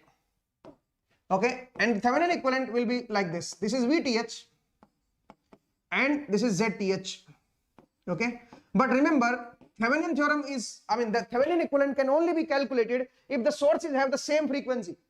If they have different frequency, then again Thevenin is not valid. Thevenin theorem is not valid. Okay, just remember this point. So what I have done is, I have calculated the Thevenin equivalent. Okay, I have found the Thevenin equivalent of this circuit. This is VTH and ZTH. VTH in series with ZTH. Now I connected ZL. Now tell me, what should be the ZL value? What should be the ZL value? ZL means it has some resistive part, some inductive part, or maybe some reactive part. So ZL must be equal to ZTH conjugate. I am not going to prove this theorem because it's not required. So ZL equal to ZTH conjugate. Then only the maximum power can be transferred to the load. Now you can also, now you replace ZL equal to ZTH conjugate and calculate the current first, and then you can calculate the power transferred to this load. I hope it is clear to everyone. Okay, it's simple. But let's say this ZL is replaced with R only, RL. This is not ZL. RL is given. In place of ZL, RL is given. Resistive load is given. Now tell me, what is the condition now? What is the condition now? To transfer the maximum power, what is the condition now? Tell me guys. To transfer the maximum power, what is the condition? Now RL must be equal to What is the value of RL so that the maximum power can be transferred? RL can be equal to mode of ZTH. This time I have to take mode. Okay, I have to take mode. Is it fine? Just remember this point. Now let me tell you one more point, because that point I think you are not aware of that. Let's say I have this Thevenin equivalent, that is RTH plus JXTH. This is my ZTH, okay? And we have the Thevenin voltage. Now I want to connect a load, but the load is connected like this. This is JX and this is RL. What I'm doing is I am only varying RL. Tell me what should be the value of RL so that maximum power is transferred. This is entire ZL. This is my entire ZL. In entire ZL I am only varying RL. Now tell me what should be the value of RL so that maximum power can be transferred to it. Tell me guys. Now RL should be equal to mode of not ZTH. You have to combine this X in the ZTH. Okay. So mode of RTH plus J XTH plus X. Is it fine guys? You have to take the mode of this. Just remember it. Okay. Now if the load contain X and R, but you are varying RL only. Then to transfer the maximum power to the load, RL must be equal to mode of RTH and XTH plus X. Is it fine? I hope you understood it. Now let's take different case. Only X is variable. R is not variable, X is variable. Then what will you do? Tell me guys. Tell me now the next case. You have RTH plus XTH. This is RTH plus JXTH. And you have a voltage source here. You have a voltage source VTH here. Okay. Now you are what you are doing is you have a load. In this load, you are varying X, but R is fixed. Now, what should be the value of X so that maximum power is transferred to R? Tell me guys. What should be the value of X so that maximum power can be transferred to R? Tell me guys. What should be the value of X? What should be the, yes, Raghuram, that's correct. X must be equal to minus of XTH now. If you are varying only X, then X must be equal to minus of XTH. Then the power transferred will be maximum. Is it fine guys? Have you understood it? So please be careful. This is very important. Okay. So these cases are very important. Whenever you are varying the ZL, if you are varying ZL, it means you are varying both X and R. Okay. XL and RL, both you are varying. So ZL must be equal to ZTH conjugate. If you are varying only R, the load contain only R. And you are varying RL, then RL must be equal to mode of ZTH. Okay. I am not proving them because proof will take some time. Nah, proof is not required for the time being. Okay, so RL must be equal to mode of ZTH. Now, if you are taking load like this, JX plus RL, and RL is variable. Okay, you are taking JX plus RL and RL is variable. Now tell me, what should be the value of RL so the maximum power can be transferred? That will be mode of, since you are calculating RL only, so you have to take mode of RTH plus sum of these two values. Okay. Similarly, if you are varying X only and R is fixed, RL is fixed, you are not changing RL. R is fixed and you are changing only XL. So XL must be equal to minus of XTH. Then only the maximum power can be transferred. Now many students think that, sir, what will happen if I take only XL? Like you have taken only RL, na? Tell me guys, if I take only XL, let's say I take only XL and I'm varying XL, what should be the value of XL so that maximum power can be transferred to load? Tell me guys. This is ZTH, this is VTH. What should be the value of XL so that maximum power can be transferred to the load? Tell me, what should be the XL now? Tell me guys, what should be the answer? Tell me everyone. Please reply. You're not replying. Tell me guys, tell me fast.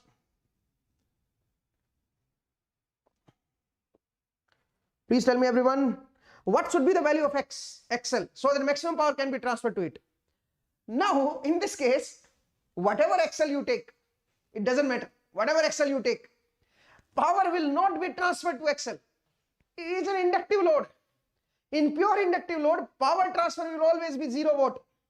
It will not consume any power. Okay. Is it fine, guys? So now in this case, whatever XL you take, it doesn't matter, okay? Power transfer will always be 0. Please be careful, okay? So there are some cases you have to remember all these cases in maximum power transfer theorem. I hope you understood it, okay? Now what I want to do is, I want to tell you about reciprocity theorem, okay? Reciprocity in DC is something different, and reciprocity in AC is a little bit different, okay? So let me tell you about the reciprocity theorem also, then I'll change the topic to power analysis, okay? But I think the time is completed. I have to take class only up to maybe 6:55, okay? Maybe 5:55, because then I have to stop it. And there are two topics that I need to cover. One is this power concept, and then I need to cover the three-phase circuit, okay? So, and I have, I mean, anyway, what can I do? I think I'm a little slow, but anyway, so I hope you are enjoying. Tell me guys, have you get some new concept? Are you getting some new concept? Tell me. Are you getting some new concept? Okay, you want me to cover power? I can understand, but I don't have that much time actually. Maybe in some other session I'll cover the power concept also, power and three-phase circuit, okay? But let's cover the remaining. So now what I want to tell you is a reciprocity theorem. Let's say I have a linear circuit. Let's say I have a linear circuit. And here I have a voltage source. The voltage source is Vm sine of omega t plus theta v. Let's say this is my voltage source, and I have a load RL. I have this load RL. Okay, RL came out to be, let's say 10 ohm, or let's not take the value. Okay, let's not take the value. This is a linear circuit, and the source is AC. This current is given as Im sine of omega t plus some theta I. Okay, this current is given as this. Now what I want to do is, on the same circuit, I want to sort it here, okay, and I want to connect the source here in this branch, and the value of the source is, let's say, 10 Vm sine of omega t plus phi. Let's say this is the value now. The voltage is 10 Vm sine of omega t plus phi. I need to calculate this current IT. Now what should be this current IT? Look, first of all, if you write it in phasor form, it will become Vm angle theta v. If you take sine as reference, it will become Vm angle theta v. Okay, and this will become Im angle theta I. This current will become Im angle theta I, and this voltage is Vm angle theta v. Fine. Now what you are doing is, you are taking the source on this side, on the load side, and the value is 10 Vm angle phi. So you have changed the magnitude as well as angle. Now what will be this current?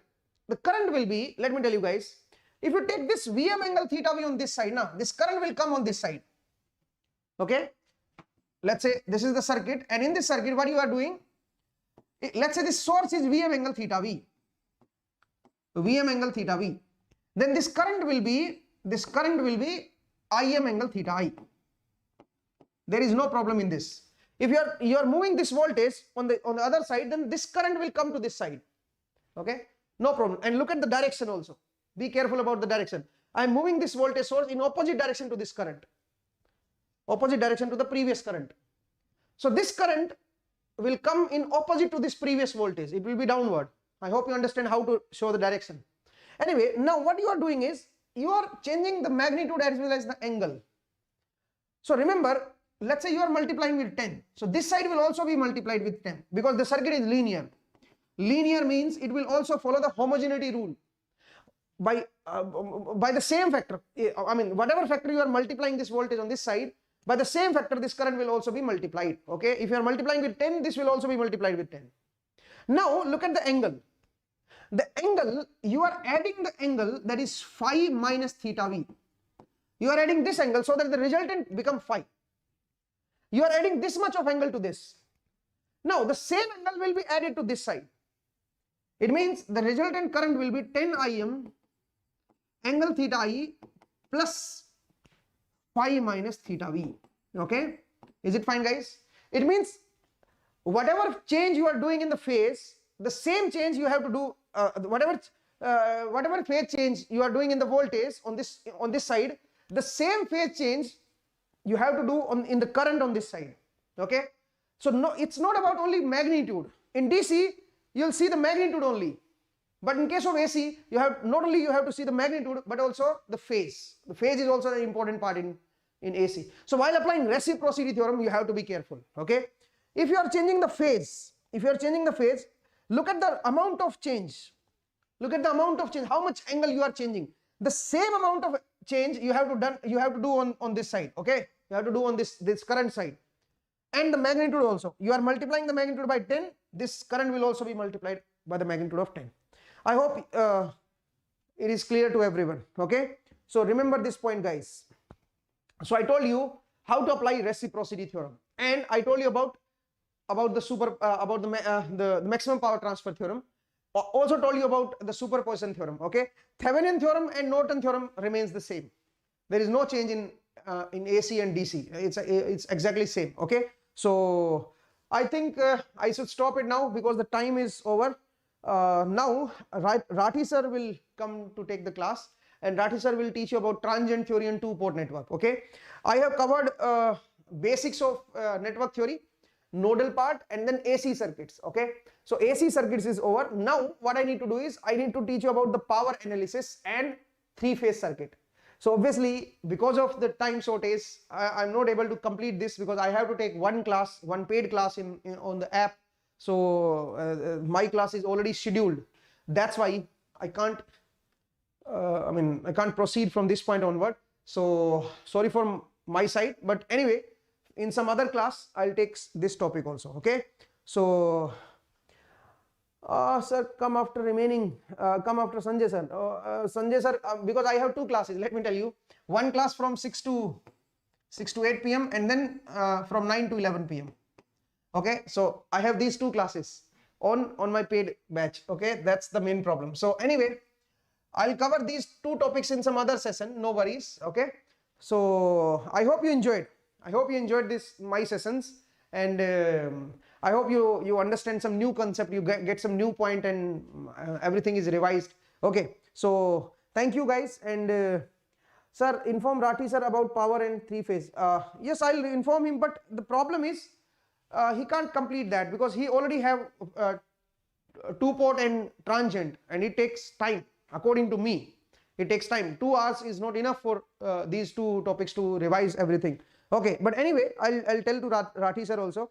But let me tell you guys, don't worry, I'll cover these topic in some other session before gate. Let's say up to 13 marathon sessions are there.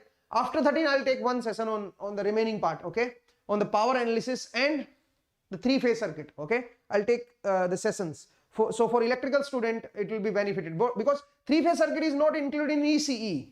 It's only included in electrical part. Okay, and moreover the power also, in power, if you take the active, reactive and apparent power and power factor, if you look at this concept, this is also mainly asked in EE, not EC that much. Yes, it's important for EC also, but not that much. Okay, so maybe I'll cover this topic in some other class. Okay, so thank you for showing interest, guys. So there will be a glitch of 10-20 seconds.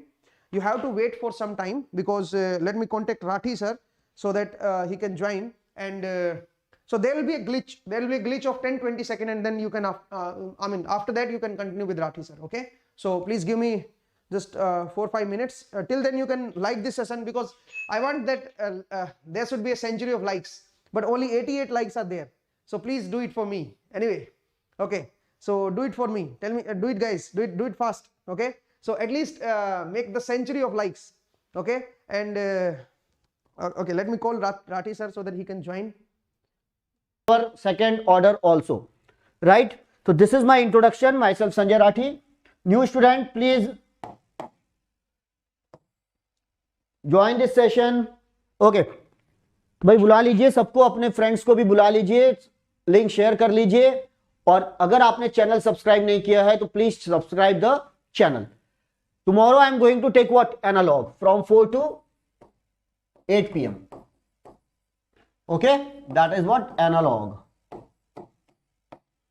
Then where we will cover what? Operational amplifier and its application, waveform generator, MOSFET, MOSFET biasing and stabilization, each and every concept about these two topics. Okay, so please join that session from 4 to 8 p.m. and that is my introduction. I'm having around 21 plus years of teaching experience. I have qualified and selected for engineering services exam. In 2005 my rank was 16 and in 2008 my rank was 21. And I have mentored more than 1 lakh students for these competitive exams. Okay guys.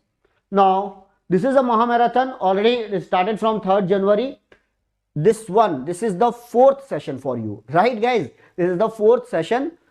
Then mega workshop by Abhinav Negi sir on 15th Jan. Please note this time from 12:30 p.m. and that is the 7 success mantras from a beginner to a topper in GATE 2024. Okay.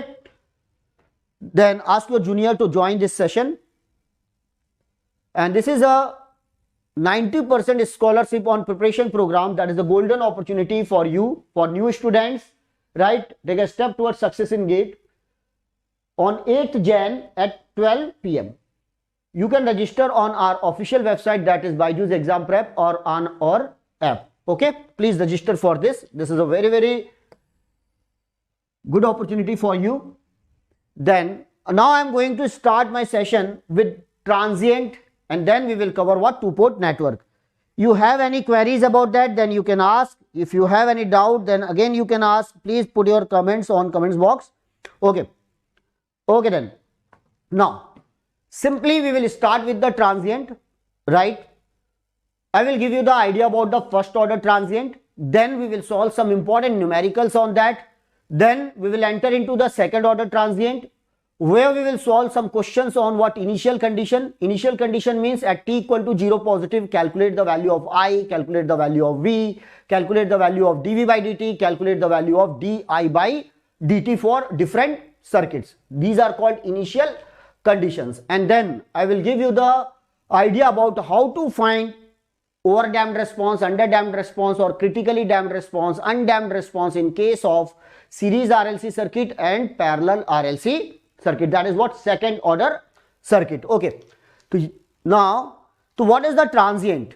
Means in any circuit, when there is a switching action, switch on or switch off, and we are having the reactive elements like what? Inductor and capacitor, then we are getting the transient. Why we are getting the transient? Very simple, because capacitor does not allow sudden change of voltage and inductor does not allow sudden change of current, right? First of all, we will solve number of questions on DC transient. So that is the transient. Always remember, it is a temporary part. It will die out with the time. All these points are important because one type of question is what? MSQ.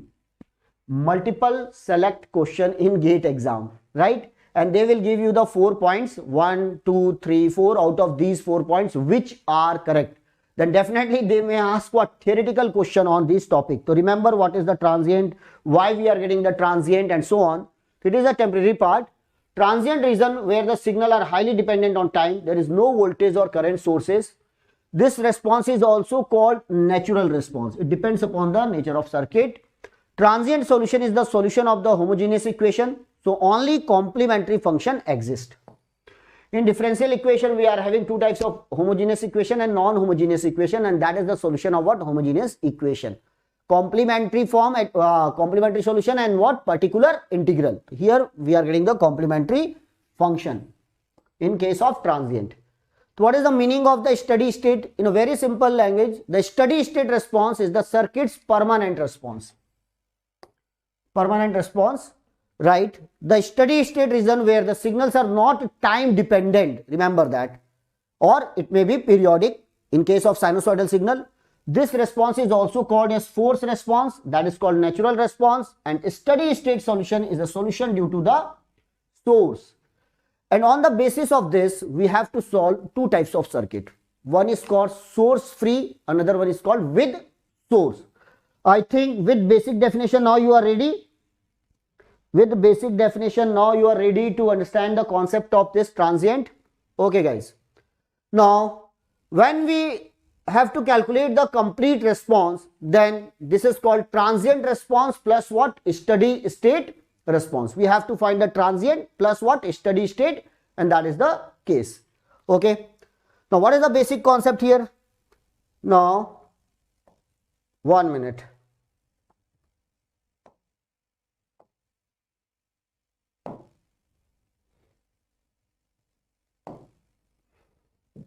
Give me 1 minute.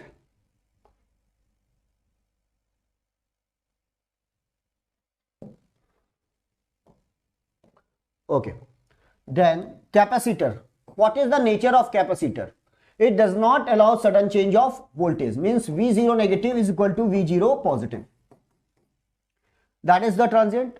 For DC, under steady state, capacitor act as what? Open circuit. Means when we have to calculate the value at t equal to infinite, then the capacitor will act as what? Open circuit for DC value. Similarly, for inductor we can say it does not allow sudden change of current. IL0 negative is equal to IL0 positive. Just before switching and after switching the value will remain same. Second important thing, for DC, under steady state, inductor act as what? Short circuit. Inductor act as short circuit under steady state, means this is the condition, and that is the under steady state capacitor act as what? Open circuit. Second thing, what is the energy stored in the capacitor? We have to calculate. What is the energy stored in inductor? We have to calculate under steady state. Then we are going to start with the very basic question, and then one by one we will increase our level. Okay, then first question. First one. First of all, this is the we will deal with the two circuit. That is, the first one is the first order circuit, that is RL or RC circuit, and then second we will deal with the second order circuit, where we are having RLC circuit or LC circuit. Normally we are getting the question from conceptual questions from RL or RC circuit. This is the R, this is C, this is called RC circuit, this is R, and this is L, this is called RL circuit. Very simple. But on these two diagrams we are getting highly conceptual question. To get the command over this, formula based question from second order circuit. Second order circuit means simply R, L, C, and what? R, L. These are the standard circuit. These are the standard circuit. Parallel RLC circuit, series RLC circuit, or we have different types of circuits in case of second order. Okay. But normally in case of second order, they will ask what? Initial condition. What is the initial condition? I0 positive, V0 positive, di by dt 0 positive, dv by dt 0 positive. This type of questions they will ask. So first of all, we will get the command over this. Then we will solve some numericals on series RLC and parallel RLC circuit as well as generalized circuit. Okay. Then my dear friends, first of all give me the answer for this question. Very basic question, right? Very basic question. Order, number of storage element, Raghuram, number of effective storage element we can say, right? I will give you the idea about that. Okay. A part of a circuit in a steady state, that what is the keyword here? It is a 1 mark question. A part of a circuit in steady state. Find the energy stored in the capacitor. Find the energy stored in the capacitor. Nothing is given. You have to calculate the energy in the capacitor. Right? Try to understand. It is a part of the circuit. It is not a complete circuit. Just it is a part of the circuit. But what is this voltage? This is the DC voltage. What about this voltage? This is the DC voltage. So everything is DC. For DC, everyone try to give me the answer. What is the answer? For DC, capacitor act as open circuit. Open circuit means what? What is the effective current through the capacitor? It is 0. Brightness, problem of the brightness. 1 minute, give me 1 minute. Now it is okay. Now it is okay.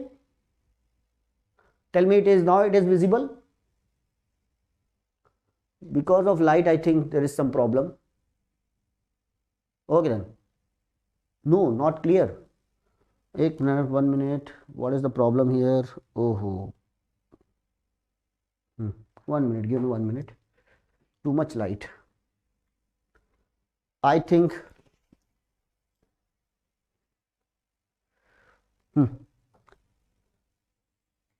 Yes, now visible, na? Now tell me, part of a circuit in a steady state is shown in the figure. Find the energy stored in the capacitor. Now the capacitor will act as open circuit. Simply you have to find the voltage across this capacitor. How we can find the voltage across this capacitor? Watch, what is the current here? 2 ampere. What is the current here? 1 ampere. Now you have to apply the KCL. What is the current through the capacitor? 0, because it will act as open circuit. 2 plus 1. What is the current in this branch? 3 ampere. Now, because I want to calculate the voltage at this point, I have to apply the KVL in the closed loop. So we have to apply the KVL in this loop. Right? When we want to apply the KVL, so what about the voltage? So what is the current here? 3. Same current will pass through 3. Then what is the current in this branch? What is the current in this branch? Try to understand. What is the current here? 1 ampere. What is the current here? 2 ampere. Let the current I is here. Incoming current I plus 1. This is the incoming current I. This is the incoming current 1. What is the outgoing current? 2 ampere. You can say I is equal to what? 1. I is equal to 1. This current is 1. So this is the incoming, this is the incoming, this is the outgoing. Now you can write the KVL. This is the 1 ampere. When I am writing the KVL, you can find the voltage across the capacitor. What is the voltage across the capacitor? VC is equal to 5 into 3 plus 5 into 1 into 3. 5 into 3 plus 1 into 3 plus 1 into 2. This is 1 into 2. So 15 plus 3 plus 2, that is what? 20 volt. The voltage across this is what? 20 volt. Once you will get the voltage, that is the 20 volt, you can directly find the value. What is the answer? Energy is given by half of CV square. What is the value of the capacitor? It is given 4 microfarad. Microfarad into 20 square. Then it will become 2 into 400. So what is the answer? Microjoule, because the capacitor is given in microfarad. So 800 microjoule. Check my calculation. Check my calculation. That is the different thing. I am giving you the concept here. What is the concept? Then it is under steady state, the capacitor will act as what? Open circuit. And that is the concept here. And you can find the energy across the capacitor. Okay, that is the answer. Now, next one, next question. Now, you are saying that here, that is the question. Yes, right? In GATE 2022, electrical engineering, same question. Under steady state, 1 mark question. What is the answer? In the circuit shown below, the switch S is closed at T equal to 0. This switch is closed at T equal to 0. The magnitude of the steady state voltage. You have to find only the voltage, not the energy. Magnitude of the steady state voltage in volts across the 6 ohm resistor is simply steady state. Under steady state, first of all, get the command over steady state. Steady state means capacitor act as open circuit, inductor act as what? Short circuit. Simply you have to find the voltage across the capacitor, or in case of inductor you have to find the current only. Then now this capacitor, this is the capacitor 1 microfarad, it will act as open circuit. Remove it. Once it is removed, what about this 6 parallel with the 3? 2 ohm. Now this branch will act as open circuit. There will be no current through the 10 ohm. Leave it. Then what is the voltage here? 10 volt. And that is the resistor 2 ohm. Now tell me, what will be the current? What will be the voltage? This is the 2 ohm, this is the 2 ohm. And what is asked here? What is the voltage across the 6 ohm resistor? This is nothing but parallel combination. You have to find the voltage across this. So 10 volt is divided between 2 ohm, 2 ohm. So what is the voltage here? 5 volt. So what is the voltage across this parallel combination? 5 volt. Finished. because this is the parallel combination of 6 and 3, that is the 2 ohm. Here it is a 5 volt, that's why the voltage across this combination is what? 5 volt. That is not the 2.5 volt. Hemant Krishna, yes, you can check your calculation. 6 and because this 10 ohm will act as open circuit, there will be no drop. Now this 10 volt is divided into 2 and 2. So what is the voltage here? 5 volt. Okay, and that is the case. So under steady state, so means once we have to find the voltage or current, proper KCL, KVL, right?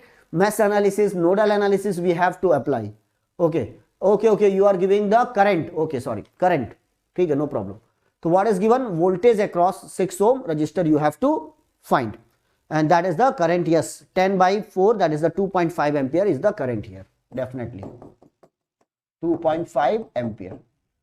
And 2.5 into 2 is what? 5 volt. Yes. Now next one. So that is on steady state. Because remember, the steady state is very important thing. Now watch this conceptual thing about the transient. Resistor, initially it is T0 negative, it is resistor. Just after switching it behaves like what? Simple resistor. Inductor, if there is no initial current through the inductor exactly at T0 negative, if there is no current, initially inductor will act as what? Open circuit, because it does not allow sudden change of current. If the initial current is 0, then it will act as open circuit. Capacitor, it will initially act as what? Short circuit, because it does not allow sudden change of voltage. Remember one thing, in particular numerical they will give you one term. It is initially unenergized. Then you have to find. It is the value when it is unenergized. I think that is clear. Unenergized. Yes, please. So when it is unenergized, then we can say this is 0, this is 0. But if suppose there is a energy, it has some initial current I naught. This is the I naught. Then the inductor is replaced by what? A current source with value I naught. If suppose there is a voltage across the capacitor, it has some initial energy. For example, that is the capacitor. It has some initial voltage V naught exactly at T equal to 0 negative.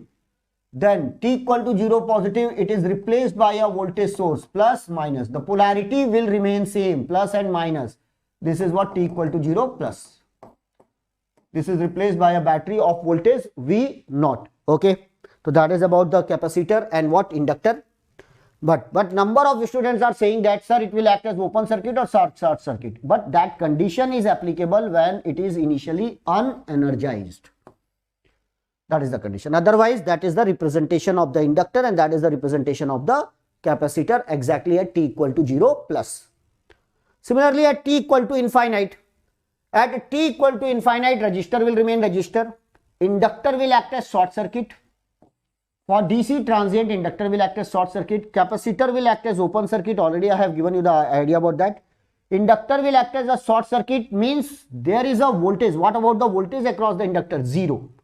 But there will be the current through the inductor I. Similarly, current through the capacitor is 0, but there will be the voltage across the capacitor. There will be the voltage across the capacitor at steady state for DC transient. Now, so that is the two concept. When we are solving some questions, we are getting the differential equation.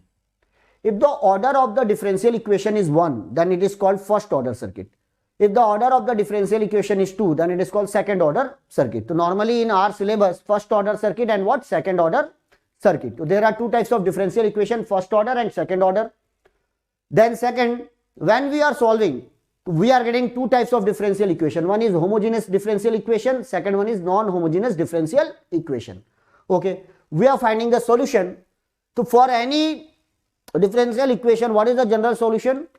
Complementary function plus particular integral. It will provide you the steady state solution. It will provide you the transient, natural response. Transient or natural response. And steady state means permanent response. This is a particular integral. So that is the general solution. Okay. Then these are the one of the most important circuit in case of what? Transient. What are the most important circuit? First one is what? Simple RC circuit without source. This is the RC circuit. Right? We are getting number of questions on this diagram. Second one is what? RC circuit with this source, step response. This is another important one, right? First, second. So what about these two diagrams? I am giving you the very basic idea about these two diagrams. If it is a source free, always remember, if it is a source free, always use this formula. VCT at any time is given by V infinite, means it is a final value, minus V infinite minus V naught e raised to power minus t by tau. Some students are writing V infinite plus, no problem, V0, we are simply changing the sign here, minus V infinite e raised to power minus t by tau.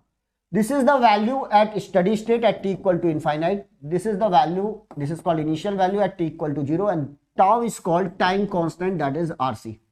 Or normally when number of elements are there, then we have to find the RTSC. RTH into C. RTH is what? Thevenin's equivalent across the capacitor. Thevenin's equivalent across the capacitor. Okay. Then RC circuit. Okay, guys. Next one. This is for this circuit, final value. Always remember, if it is a source free, there is no source. No source is applied. So finally, what capacitor will? What about the energy stored in the capacitor? Ultimately, at t equal to infinite, it will become 0. So what is the voltage across the capacitor at t equal to infinity? 0. Current through the circuit at infinity will become what? 0. So final value is always 0. Initial value is given by what? What is the initial voltage across the capacitor? We have to find, and therefore one general answer we are getting in case of that, V naught, that is what? Initial value e raised to power minus t by tau. Directly use this formula for source free circuit. For source free circuit, directly use this formula. Initial value, right? Capacitor will discharge. Finally, what will be the energy across the capacitor? 0. What will be the voltage across the capacitor? 0. Finally, this is the answer. Exponentially decreasing function. So they will ask this type of questions. Always remember the diagram. What is the diagram? Exponentially decreasing function. So what is the exponentially decreasing function? Simple. Number of times they will give you this diagram. Okay. And that is the initial value. Like this is the initial value. It may be negative or it may be positive. Remember. And then that is exponentially decreasing function. Okay. Or always remember, in one time constant, that is the tau, this is the time, this is V0. Now it will become 0.368 times of what? Initial value. This is the initial value, this is the time is equal to 0, 0.368. How we are getting this 0.368? Because at one time constant, what is the value here? V0 e raised to power minus 1. What is the e raised to power minus 1? 0.368. Remember this formula.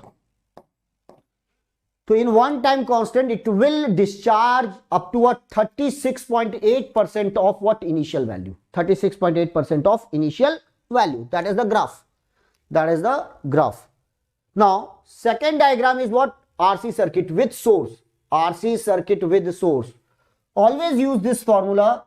Same formula we have to use. Vt is equal to V final minus V final minus V initial e raised to power minus t by tau. Okay, tau is the time constant, but at that time the infinite voltage will become Vs, source voltage. Finally, the capacitor will act as open circuit. Find the voltage across the capacitor at t equal to infinite. Capacitor will act as open circuit for DC. And then you will get the answer. What is the voltage here? Like it is a Vs. So Vs is the infinity. And the initial voltage you have to find. Initial voltage you have to find from the circuit. If nothing is given, or it is given that unenergized circuit. If it is given that unenergized circuit, so what is the initial voltage across the capacitor? If it is given unenergized circuit, so what is the initial voltage across the capacitor? It will become 0. Then we are getting very standard formula. Vt is equal to infinite will become Vs it will become Vs minus 0 e raised to power minus t by Rc. What is the standard formula? Vs 1 minus e raised to power minus t by Rc. But remember, this is valid when the initial voltage is what? 0, unenergized circuit, and that is called exponentially decreasing function. Exponentially increasing function. Yes. Now this is the final value Vs, and capacitor will charge like this. Okay. And at this point, this is the final value. It may be 10 volt, 20 volt or 30 volt, or in one time constant, it will charge up to 0.632 times of final value. How we are getting this value? Because the V is given by Vs 1 minus e raised to power minus 1 at t equal to tau. And that will give you the 0.632 times of Vs, nearly equal to 63.2%. It will charge in one time constant. That is the exponentially increasing function, right? If there is some initial value, always remember, if there is some initial value, it may be more than that 10 volt or it may be less than 10 volt. We are getting the different types of diagram here. Try to understand. For example, initial value, I am giving you the different. Let the Vs applied voltage is 10 volt. Initial voltage is let 2 volt. So what will be the diagram? Which type of diagram you are going to get? Always remember, you are going to get this type of diagram. What is the initial value? 2 volt. So it will start from this point. It will start from, this is the initial value, 2 volt. Then it will charge towards what? 10 volt. It will charge towards 10 volt. That will be the diagram. Because the initial value is 2 volt, it will charge towards 10 volt. That 10 volt is the final value, 2 volt is the initial value. That will be the diagram. If suppose the initial value is 15 volt and the applied voltage is 10 volt, then which type of diagram you are going to get? Then that will be the diagram. This is the 0 level. This is the 10 volt. Then you are going to get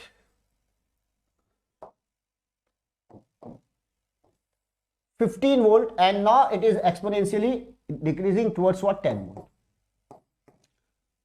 Initially it is 15 volt, now it is going towards what? 10 volt. That will be the diagram, because the final voltage is 10 volt and initial voltage is what? Initial voltage is 15 volt.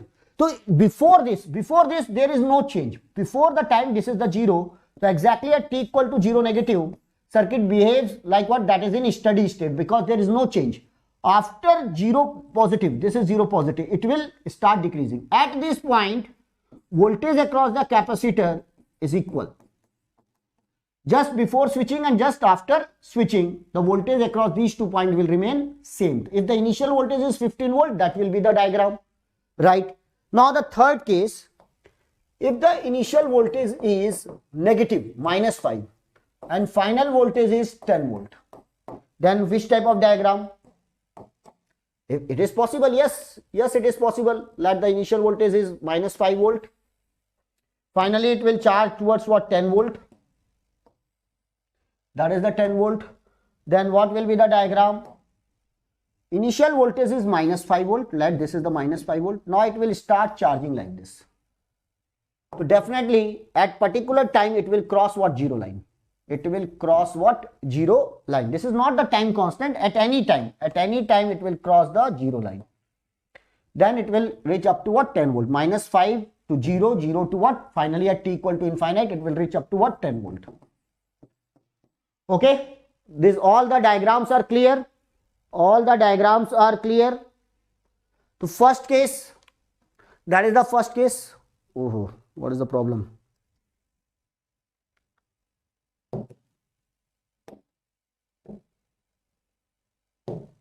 One minute, give me 1 minute.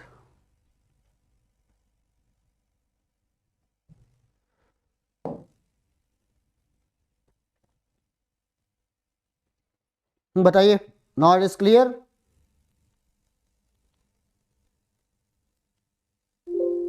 Yes. Okay. So there are 4 cases. One, you can find directly exponentially increasing function. If it is 0, then it is 0. Right? Second one, this third, fourth, okay, or negative to negative, it is also possible. -5 to what? -15. Now ready to solve some questions? Okay guys, on capacitor we are going to solve some numericals. First of all, give me the answer for this question. Okay, similar type of questions. The switch in the circuit in the figure has been closed for a long time. This switch was closed for a long time and it is opened at t equal to 0 negative. Find the Vt for t greater than or equal to 0. When it is written find the Vt for t greater than or equal to 0 means you have to find the equation. You have to find the equation. It is time dependent, transient plus steady state. Both complete solution is required here. Calculate the initial energy stored in the capacitor. You have to find the initial energy that is normally represented by this one. What is the initial energy stored in the capacitor? Very basic question, but 2 marks question. Now, exactly for t less than 0, switch was closed. So what is the meaning of this? That this is the case. Exactly t equal to 0, for before this switch is closed. Exactly at this point, 0 negative. Circuit will be in steady state with the switch closed. Circuit will be in steady state with the switch closed. Just before switching. Just after switching, this is called initial condition. And at t equal to infinite, again the circuit will be in steady state. Why this is in steady state? Because the switch is closed for long time. Long time means what? From minus infinite to up to this point, we can say. So definitely if the switch is closed from minus infinite to up to this point, the circuit will definitely reach up to what? Steady state. Then we are changing the position. When we are changing the position, the capacitor does not allow sudden change of voltage, and then finally we are going to get the steady state. Okay, so what is the answer for this question? Very simple. Then first of all, this switch will closed, and exactly at t equal to 0 negative, under steady state, this capacitor will act as what? Open circuit.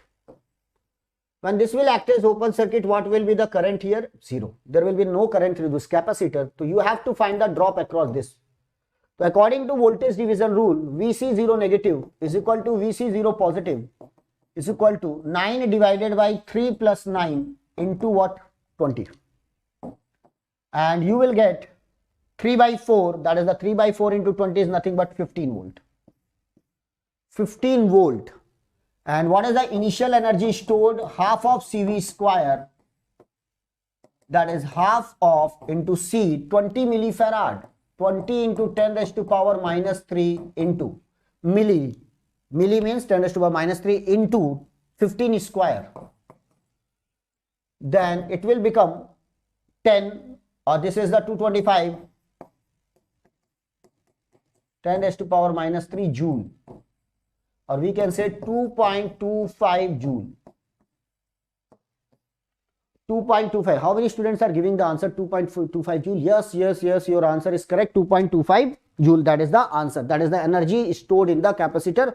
Or in this way, we can find the initial voltage across the capacitor. Right? Now, it is the initial voltage across the capacitor we are finding. We are finding the what is the initial energy. Now, what is asked here? What is the equation? I will solve number of questions on this diagram. So one by one I am going to solve this. The initial voltage is 15 volt. Now the switch is open. When the switch is open, we are having this diagram only. When the switch is open, we are having this diagram only. So when the switch was closed, what is the direction of the current? That is the direction of the current. And because of this direction, capacitor charge up to what? 15 volt. Once the switch is open, what is the initial voltage across the capacitor? It will remain same, that is the 15 volt. Now the capacitor will what? Discharge.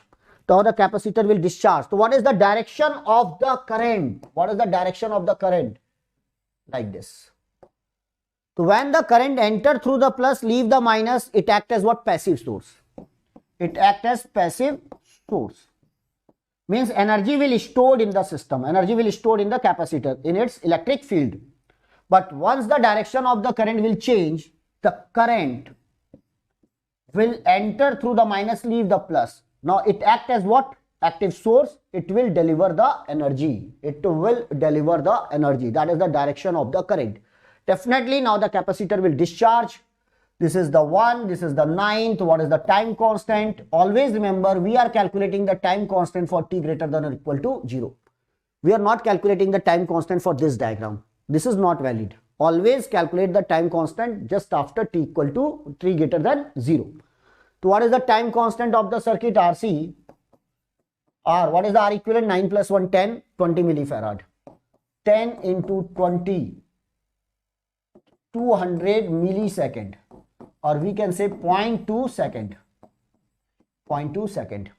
And already I have given, you can directly write the formula because it is a source free circuit, e raised to power minus t by tau. What is the initial voltage? 15 e raised to power minus t by 0.2, and that will become 15 e raised to power minus 5t.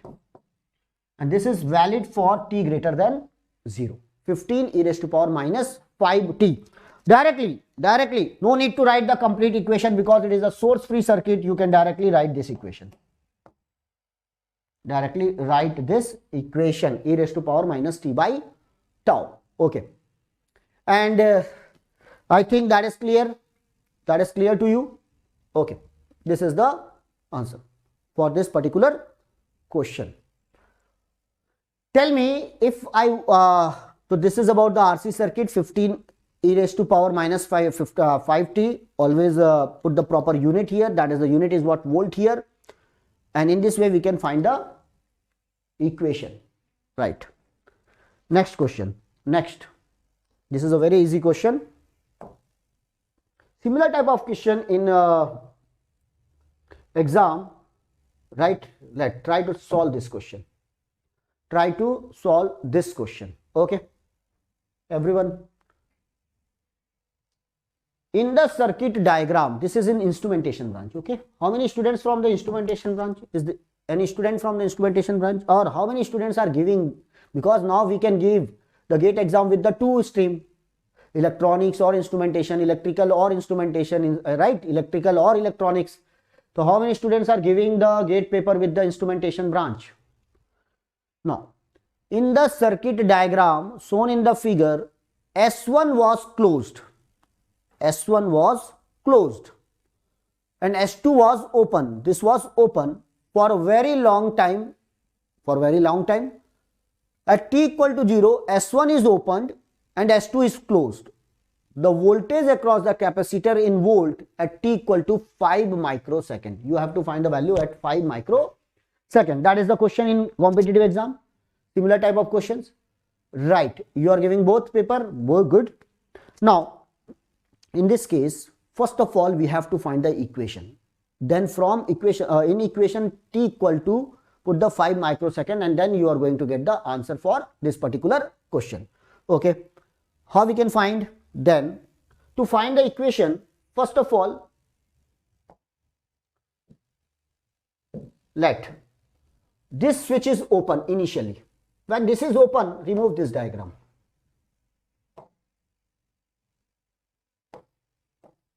Simply focus on this diagram because this switch is closed for T0 negative. For T0 negative, capacitor acts as what? Open circuit.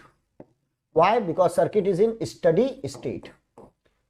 When this capacitor acts as open circuit, what will be the current? This 1 volt is across the capacitor and this current will pass through this 2 ohm resistor. So what is the voltage across the capacitor? Simply we can say VC0 negative is equal to VC0 positive is equal to what? 1 volt only. Directly you can give the initial voltage across the capacitor is 1 volt. Okay. Now this is the 1 volt. We can find this value. Okay. Now second important thing about this.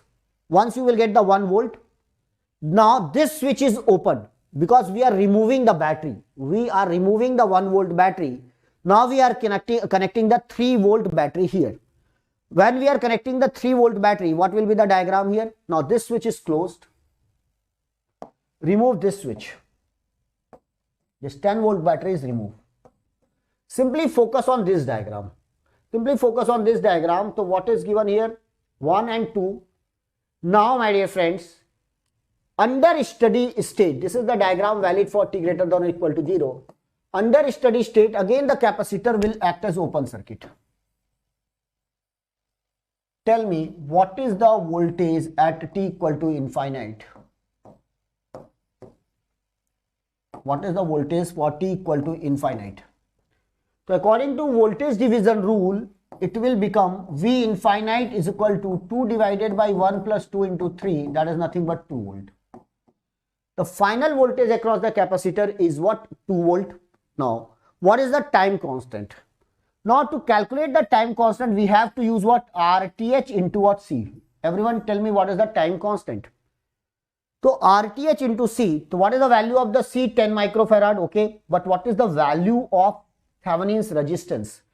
To find the Thevenin's resistance across the capacitor, make the 3 volt 0. This is the 2 ohm. 1 ohm. Remove the capacitor. Then find the Thevenin's. So when I am finding the Thevenin's resistance, 2 and 1 are in parallel. So 2 into 1 divided by 2 plus 1. So it will become 2 by 3. It will become 2 by 3 ohm.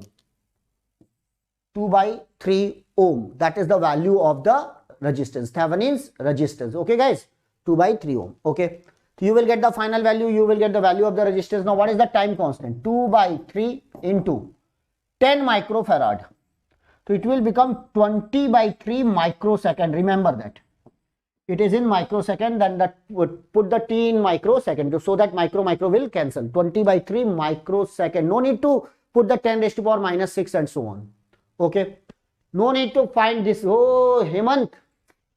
Always remember. No need to find that. 6.66 microsecond. You are giving the wrong value. Is it exactly 6.667 or 6.666666? Right? Kahan tak jayega? We have no idea.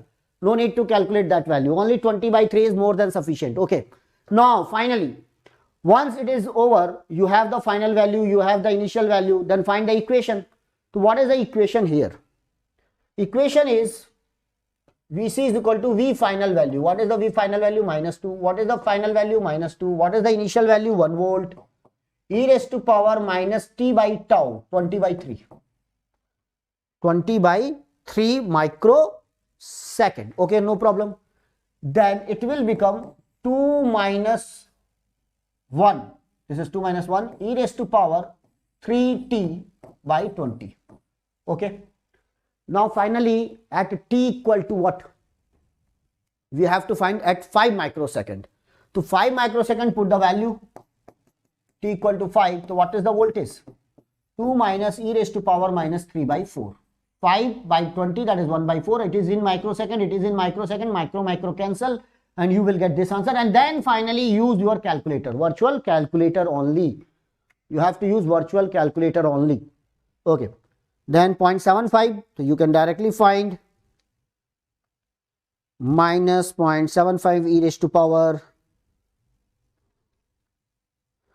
1.527.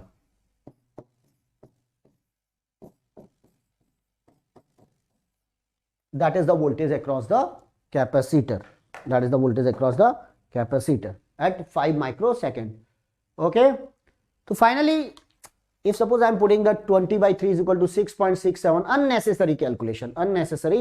No need to use the calculator. Finally, at this point, you have to use the calculator only. Okay. Then that is the answer. I think this question on transient, it is clear. Question on transient, double switching, right? But a very simple RC circuit, seeing a first order circuit. First of all, when this is closed, you have to find the voltage across this capacitor. When this circuit is connected here, you have to find the voltage across the capacitor. This will give you the initial value. This will give you the final value. Always remember, this diagram will not give you the time constant. This diagram will only give you the initial voltage across the capacitor. Initial voltage across the capacitor. This diagram, when we are removing this diagram will give you the time constant for t greater than or equal to 0, right? And then how to find that? Already Thevenin's theorem is over, whether it is dependent or independent source. You have to find the RTH across what? C. Then you can find the time constant. Okay, next question. Next one. You are enjoying the session, everyone? Yes, you are enjoying the session. That time, speed, everything is fine. No issue. If you find any issue, then please inform me. यार ये आप लोगों के लिए है, right? हम तो already exam निकाल चुके, दैट इज फॉर यू. अगर आपको कोई भी डिफिकल्टी है, please give me the comments, right? और please give us the comments. Do you want, suppose you want to some explanation for a particular topics or anything, to write your comments. Okay, solve different problems now. Yes, we are going, I'm going to solve the different problems. Okay, so that is over. Now that is another one. Second thing, RL circuit. Normally we are having less question on RL circuit. For electrical student, RL circuit is more important. RL circuit. Okay, then in RL circuit, again we are having the two types of circuit. One is called source free, another one is called what? With source. What is the nature of inductor? Inductor does not allow sudden change of what? Current. Sudden change of current. It does not allow sudden change of current, but it is a source free. It is with what? Source. There are two types of diagram. Again we are having the same formula. IT is equal to I final minus I final minus I initial e raised to power minus t by tau. Similar formula, but in terms of I, and the tau is given by L by R or L by RTH. Sometimes we have to find the RTH. Third thing about this inductor, what is the voltage across the inductor? Once you will find, you are able to find the current, then inductor L di by dt. L di by dt. Always remember this formula, because number of times they will ask what is the voltage across the inductor. That is the direction of the current. If this is the direction of current, this is the polarity, then use this formula L di by dt. First of all, get the equation of the current, then find the equation for the voltage. Equation for the voltage. Okay. If it is source free, always remember, if it is source free, then what is the final value?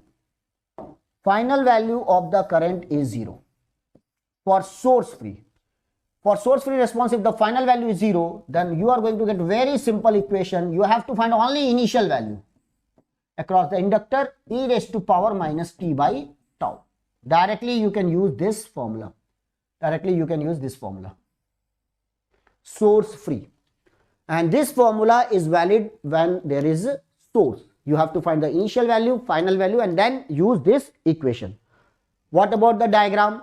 That curve will remain same. In place of voltage, use what? Current. Already I have given the diagram for capacitor.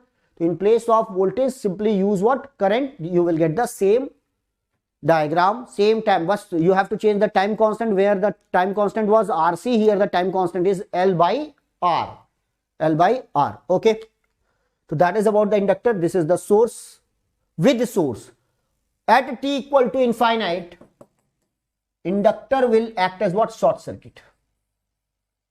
If the source is given, then inductor will act as short circuit. Finally find the current here.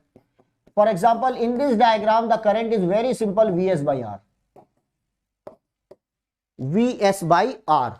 So in case of capacitor, we are finding the voltage, or in case of inductor, we are finding the current at t equal to infinite. So this is the t equal to infinite. Find the Vs by R.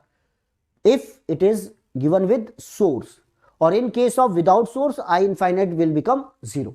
Okay, that is the case. Directly use this formula. With source, use this formula. Okay. Now, ready to solve some question? Please give me what is the answer for this one. What is the answer for this question? Lucas. The switch in the figure below was closed for a long time. Which switch is closed for a long time? This switch is closed for a long time. It is opened at t equal to 0. Now it is opened at t equal to 0. The current in the inductor of 2 Henry. Current in the inductor of 2 Henry for t greater than or equal to 0. It is a source free circuit, and that's why we are having this type of answer. source free. Source free means simply I0 e raised to power minus t by tau. Means you have to find the time constant, you have to find the initial value of the current through this diagram, and then you can give the answer for this particular question. Very, very simple one. Tell me what is the answer. Now, for t less than 0, the switch is closed. Means with the switch closed, circuit will reach to what? Steady state. And under steady state, inductor act as short circuit. What will be the diagram under steady state? Watch this. At t equal to 0 negative, inductor act as short circuit, switch is closed. Now, when it is short circuit, it will short circuit this 32 ohm resistor, because this is the node A, this is the node B, and this is the node C. Because this is also node C, this is also node C, this is also node C, means this 32 ohm is short circuited by the inductor. So what is the circuit here? First of all, draw the circuit. This will act as short circuit.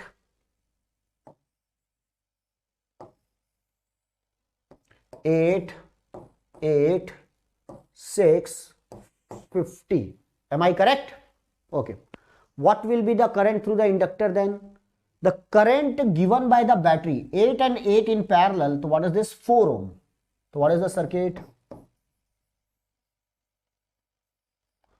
4 plus 6. What is the R equivalent? 10. So what is the current given by the battery? 50 by 10, that is the 5 ampere. But what will be the current through the inductor? According to current division rule, it is divided into half. So what is the current through the inductor? 2.5 ampere. Am I correct? Already we have solved number of questions on KCL and KVL. Okay, 2.5 ampere. This is clear, 2.5 ampere. Now once you will get the current through the inductor is 2.5. Okay. So what is the initial current? Now you have the idea. 2.5 ampere. Which answers are correct? That is wrong. That is wrong. Now choose from A or C. Right? So what about the probability? 50% chance. 50% chance it may be right. It may be A or it may be what? C. Then again find the time constant. Time constant, to find the time constant, remember, for t greater than 0, this is open. Remove this. Now when it is removed, there is an inductor. And you have to find the time constant L by RTH. What is the value of L? 2 Henry. Now find the RTH across the inductor. Means this is 8, this is 8. Between A and C, 32 is connected. Between A and C, 32 is connected. And you have to find the Thevenins across this point. 32, 32, 8, 8. 32 parallel with 32, 16, 16 parallel with 16. Tell me what is the RTH? 8 ohm. RTH is what? 8 ohm. Okay.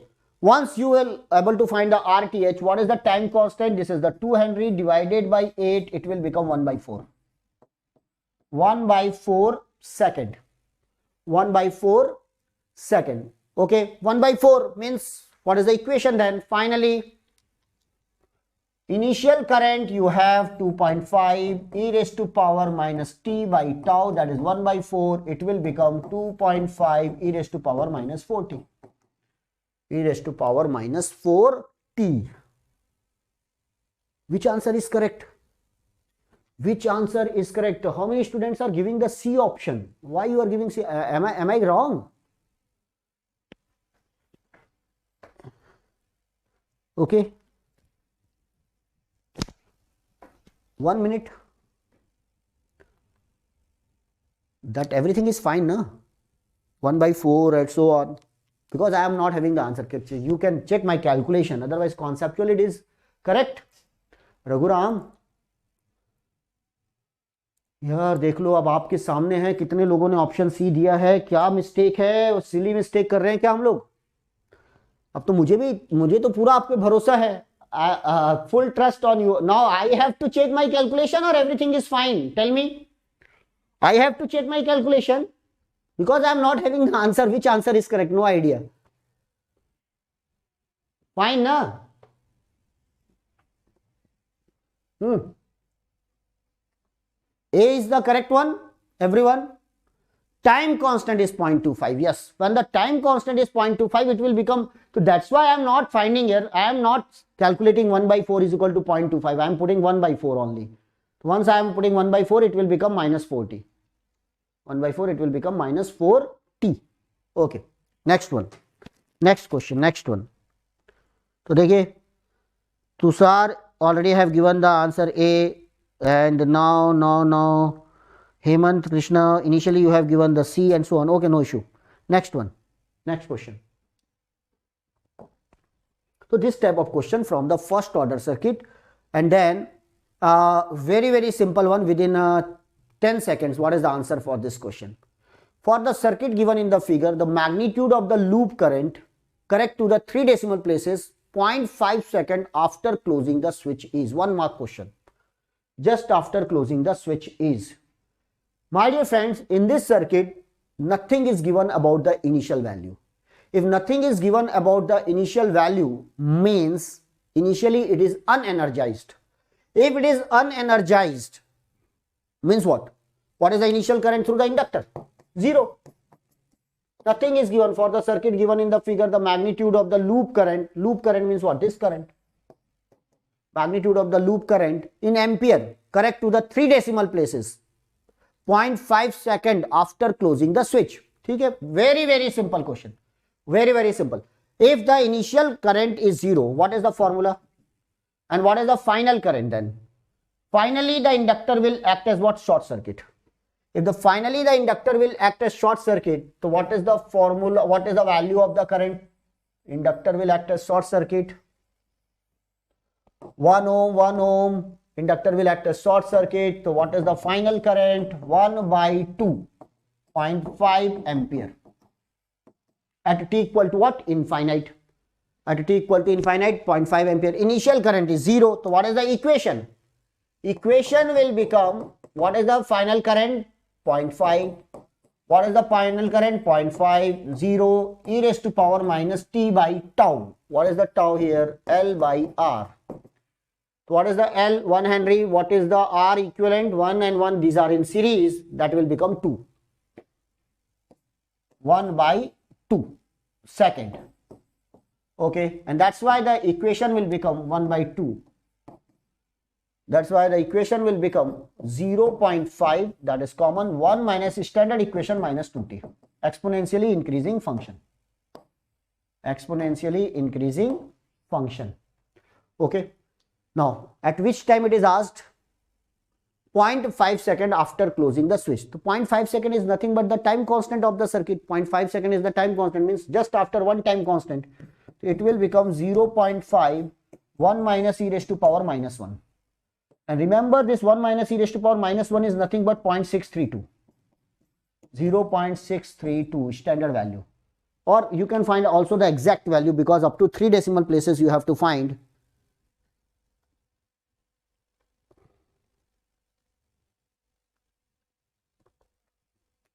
Into 0.5.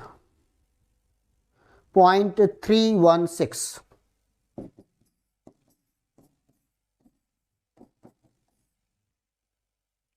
0.316 volt. Okay. So no need to use the calculator. You have to, how much, sir? T is given in the question. Yes, that is the 0.5 second after closing the switch. So this type of questions on inductor. Right. Now I want to ask some very conceptual question. Ready, guys? Capacitor does not allow sudden change of voltage. We will solve this question, but first of all, before that, I want to give one more question. Capacitor does not allow sudden change of voltage. So tell me, what is the answer in this case? That I am giving. One capacitor is connected here. One capacitor is connected here. I am having one resistor here. And this is the C2. This is the C1. Now, This is the V naught, right? This is the C1, that is the C2.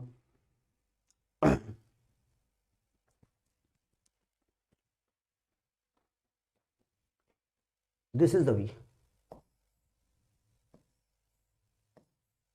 Okay.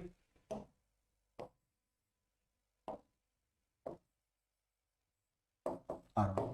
Tell me, what is the exactly at t equal to 0, which is closed? Exactly t equal to 0. Now the switch is closed. I am applying the voltage here. What is the initial voltage across the capacitor? Everyone tell me. What is the initial voltage across the capacitor?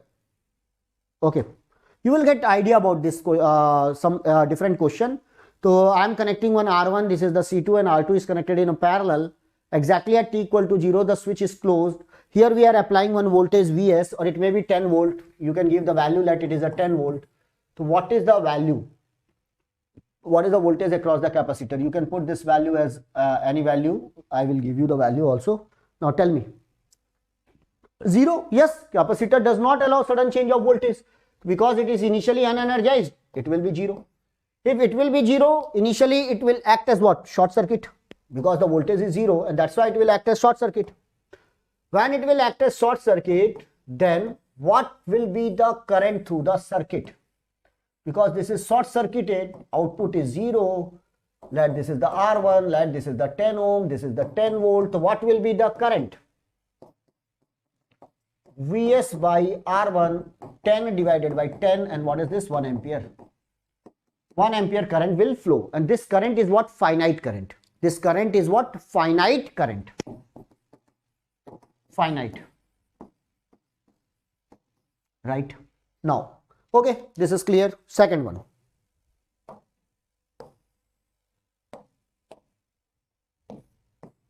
Again, I am connecting. Right? Here resistor is given. Here one capacitor is connected here. It is visible to you, everyone? Yes.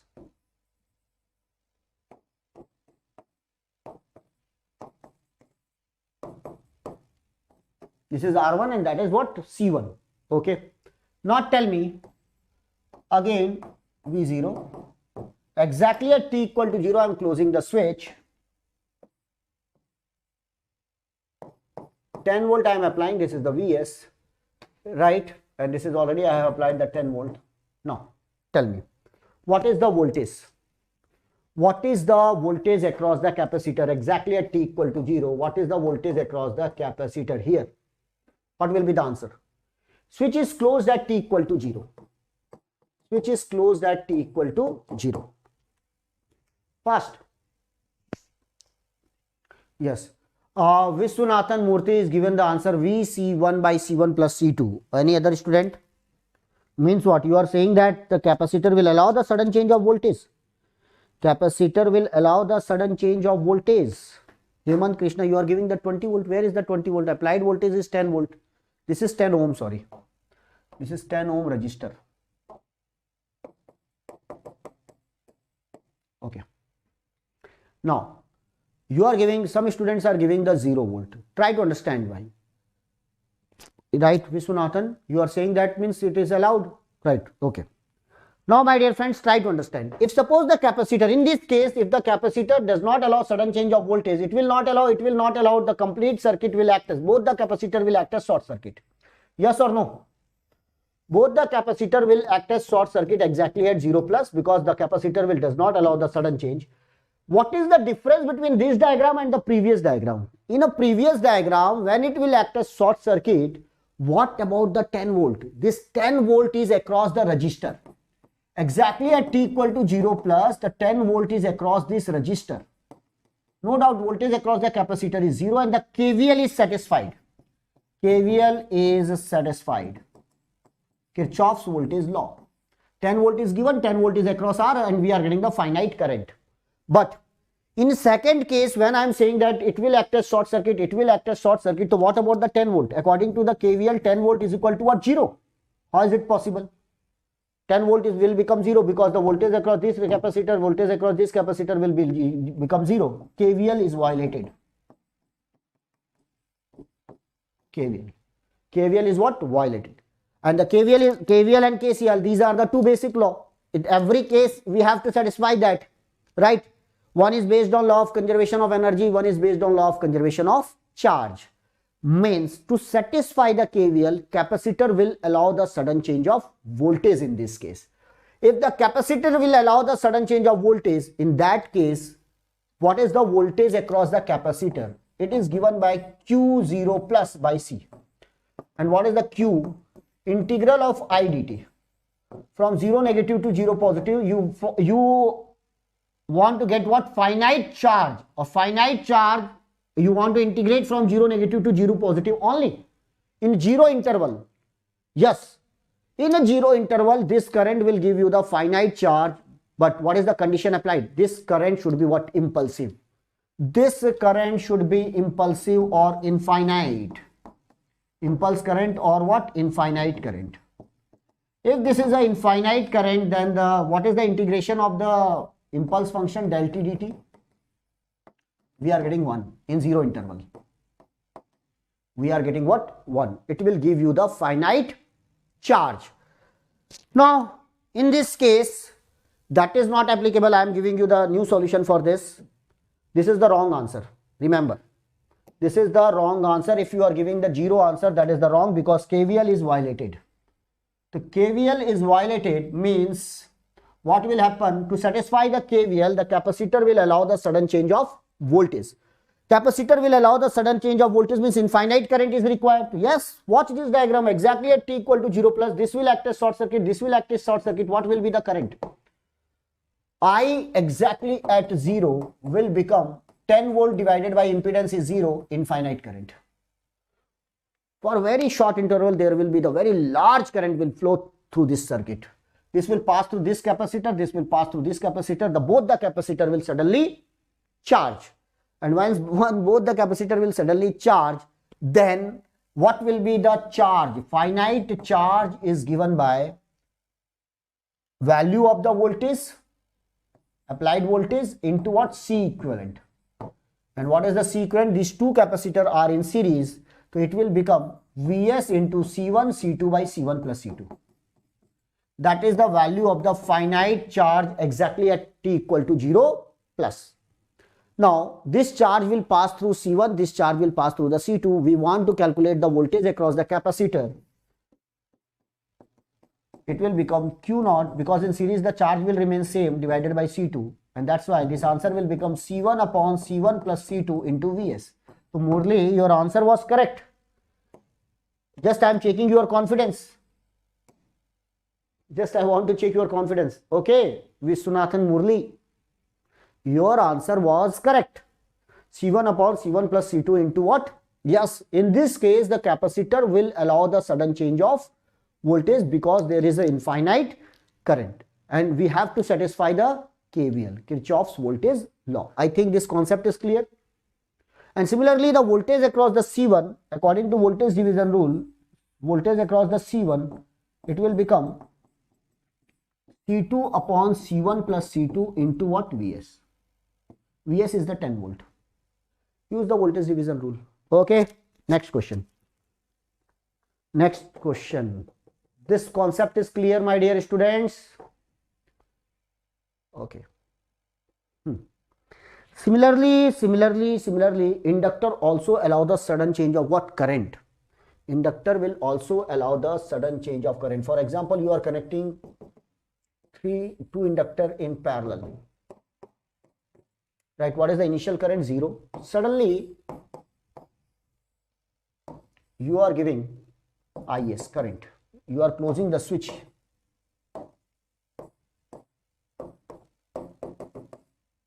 Right, closing the switch. Initially, the current across these two inductor is what? 0. So, in normal case, it will not allow the sudden change of current, but it is a special case. It should satisfy what? KCL. It should satisfy KCL. Incoming current is equal to what? Outgoing current. If they will not allow the sudden change of current, then what will happen? I1 is equal to I2 is equal to 0. It should be equal to 0, but it will, KCL is violated. KCL is violated. To satisfy the KCL, in this case, inductor will allow the sudden change of what? Current. But this time, impulsive voltage is required. So what is the What is the current through the inductor? It is given by psi by L. Psi is equal to Li, so psi by L, and what is the psi? 1 by L integral of V dt. 0 negative to 0 positive we want. It will generate the finite flux, and there will be that voltage should be what? Impulsive or infinite. So this circuit will give you the infinite voltage exactly at t equal to 0 plus, and that's why the I1 0 negative will become Is. Use the voltage division rule across the inductor, L1 plus L2 into L2.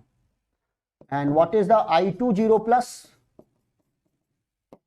It will become Is into L1 upon L1 plus L2. This is the current division rule across the inductor. Okay, any doubt? This point is clear? This point is clear, everyone? Fine. So already you got the command over what? KCL, KVL, mesh analysis, nodal analysis. Already we have taken the session on that. Fanindra sir gave the idea about what? Theorems. Right, Asu sir given the idea about what? All the KCL, KVL, mesh analysis, nodal analysis, basics of the network, as well as what? Sinusoidal signal, phasor, and so on. Okay, now next question. Next one. So remember these things. Now, sometimes we are getting this type of questions. Okay, I am giving you the assignment, but okay, no issue. What is the initial value and final value? Then give me the answer. Once you will get the initial and final value, that question is over. The switch in the figure has been closed for a long time. It was closed for the long time. It opens at t equal to 0. What will be the equation? It opens at t equal to 0. This is again on inductor. Closed for long time. When it is closed for long time, with the switch closed, circuit will reach to what? Steady state. What is the under steady state condition? What is the current here? Now we are going to find. Close means it will short circuit the 5 ohm resistor. Inductor will act as short circuit. T equal to 0 negative. Circuit is under steady state. This is the close. Remove this resistor. And now, my dear friend, if it is act as short circuit, what will be the current through the 10 ohm resistor? 0. The complete 9 ampere will pass through the inductor. So what is the initial current? 9 ampere. 9 ampere is the initial current. Okay, you can find the initial energy also, half of Li square. Okay, no problem. 9 ampere. Now the switch is open. When the switch is open, tell me, sorry, this one. Now the switch is open, means we have to consider the 5 ohm resistor, 10 ohm resistor, and 9 ampere. Under steady state, what will be the current? Now we have the idea about the initial current. This is the 9 ampere, 10 ohm, 5 ohm. Now t equal to infinite, again the inductor acts as short circuit under steady state. This is the 9 ampere, this is the 5. So according to current division rule, what is the current through the inductor at infinity? 9 divided by 5 plus 10 into what? 10. It will become 9 into 2 divided by 3, because it is a 3, or it will become 6 ampere. The final current is what? 6 ampere. Okay, so initial the current was high and finally the current was low. Initial current is 9 ampere, final current is 6 ampere. That is the decrease in the current. Okay, no issue. Now it is a 6 ampere. What is the time constant of the circuit? That is more important. What is the time? Everyone please tell me, what is the time constant of the circuit? L by R, or what is the RTH? Now when I want to find the RTH, remember this current source will act as open circuit. We have to find the RTH across the inductor. Remove the inductor. Then this will become 5. This will become 10. Current source acts as open circuit. That is the inductor. So what is the RTH seen by this? 5 and 10 are in series. So RTH is nothing but 15 ohm. What is the time constant? L by R. 1.5 divided by 15. That will become 1 by 10 second. 1 by 10 second is the time constant. Okay, so again one student have given the wrong answer, I think. 10 second, 1 by 10 second. Now we have the final value, initial value. So what is the formula? What is the final value? 6. What is the final value? 6. What is the initial value? 9. E raised to power minus t by tau, 1 by 10. This will become 6 minus minus plus 3 e raised to power minus 10t. That is the answer. Nothing that given, not equation is not given directly. You can find 6 plus 3 e raised to power minus 10t. Tushar, now you are giving the right answer. So Ravi Teja, check your answer. Check your answer or check my answer also. If you are correct, then what is the mistake? Right. So you are calculating the right thing. You are calculating why you are giving the wrong answer, because we are not using this formula. And directly we are trying to give the answer. That is, this type of mistake is called what? Silly mistake. Okay. Try to understand. You have to avoid all this type of mistake. चलिए मैं इस पे मुस्कुराऊं कि मैं इस पर परेशान हो जाऊं. It's up to you. Right? During exam, we have to make balance between what? Time management and what? Accuracy. Right? Time management and accuracy. So at the last, in a hurry, normally we are making silly mistakes. So try to avoid this type of mistake. Okay. Okay then. So that is about the question now.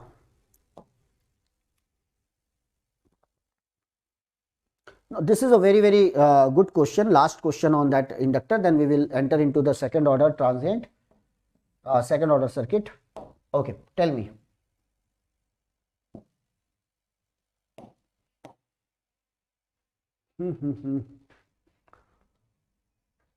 Tell me what is the answer. Now, this is the use of what? Thevenin's equivalent. Assuming that I is 0, 10 ampere, it is initial value is given. Calculate the IT and IXT. Here one dependent source, this also depends upon the inductor. So finally, my dear, only resistors are present in the circuit. So finally the inductor will discharge. Once the inductor will discharge, so what is the final value of the current? 0. Means it is a source free circuit. If it is a source free circuit, only current through the inductor is given by I0 e raised to power minus t by tau. Directly you can use this formula. Read this question carefully. Assuming that I0 initial value is given as 10 ampere, calculate the IT and IXT. IXT means this current.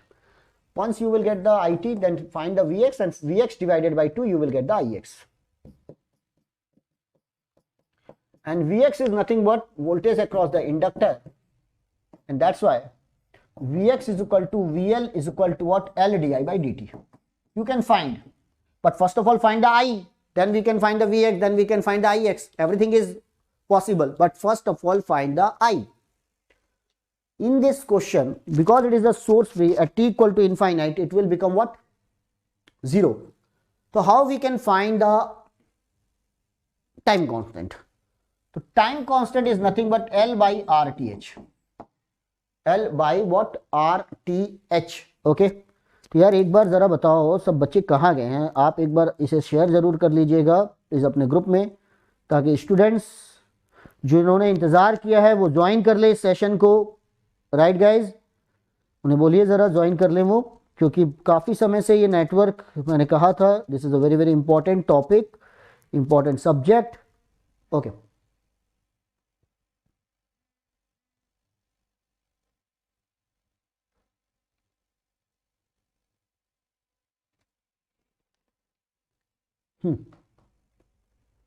now to find this L by RTH, first of all you have to find the RTH. So remove this inductor, and then what is the method?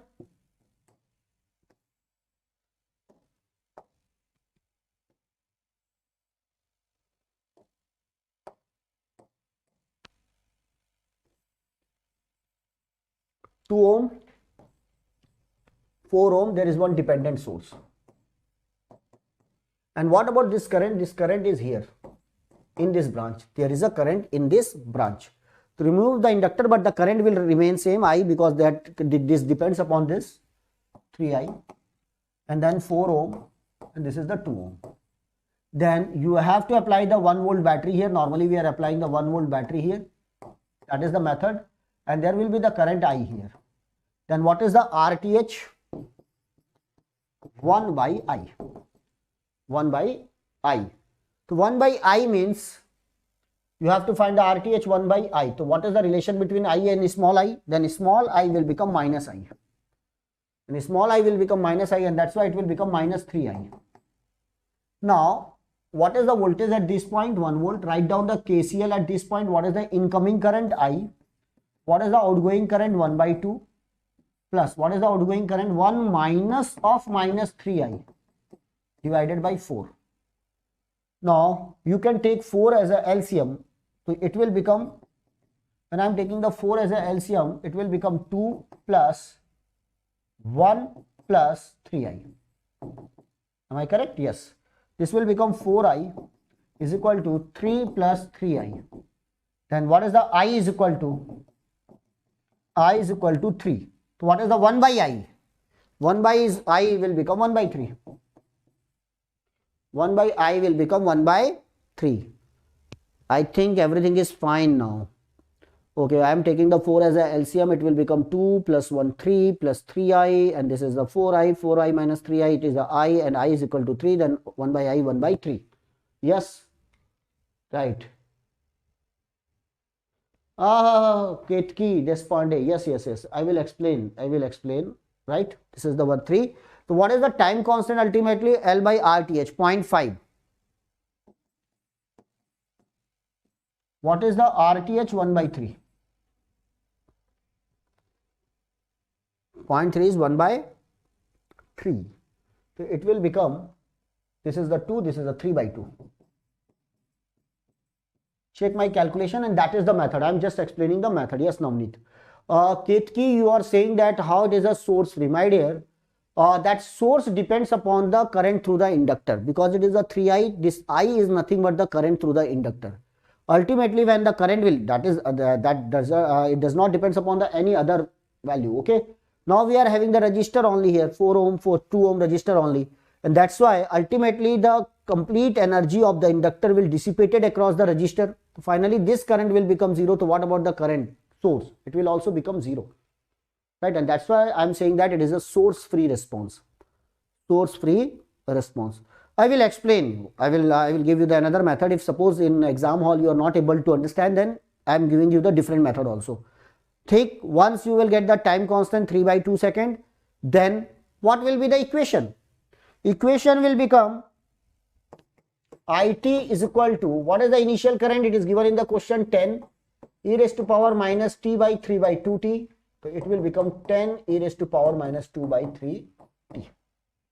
2 by 3t. Okay, right, that is the answer. Now, what will be the voltage across the inductor? L di by dt.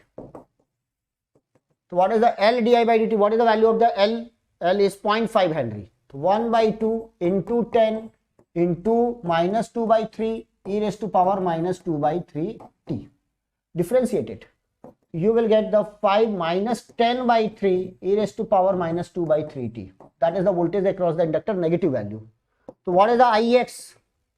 Ix is nothing but Vx by 2, or Vx is nothing but VL. So VL by 2. So VL by 2, it will become minus 5 by 3 e raised to power minus 2 by 3 t. Minus 2 by 3 t ampere. This is in volt. Hope so that is clear. So in this way, very fast you can calculate. Remember, once you will get the equation of the current, you can find what voltage across the inductor, and then finally you can find what current. Okay, then next one. Next thing. Then next important thing, if suppose we are not able to find that whether it is a source free and so on, is there is any other method to solve? Yes, we can solve by using different methods. You can write the differential equation here. How we can write the differential equation in this diagram? Watch this one. Okay.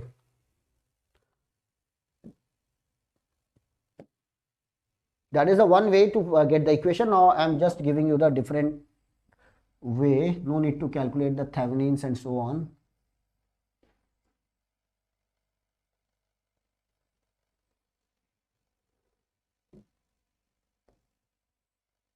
Oh no.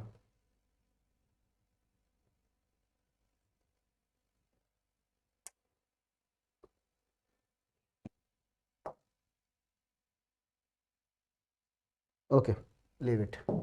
Now, what is the second method? For example, directly we want answer. What is the answer for this particular question? Okay, then sir, okay, sir, where is the Laplace is best to use? Laplace normally in a gate exam for first order circuit directly we can solve. But suppose in a particular question impulsive signal is given, Lokesh. If the impulsive signal is given, then we have to use what? Laplace. Otherwise it will become very difficult to solve that particular question, right? For example, I have one example where we have to use the Laplace. Otherwise in or exponential signal is given. For example, the source signal is what? Exponential. E raised to power minus t, e raised to power minus 2t. Then in that case we have to use what? Laplace. Otherwise in normal case directly we can use this all this formula and directly we can solve. Okay, directly we can solve this all this question. So that is the method.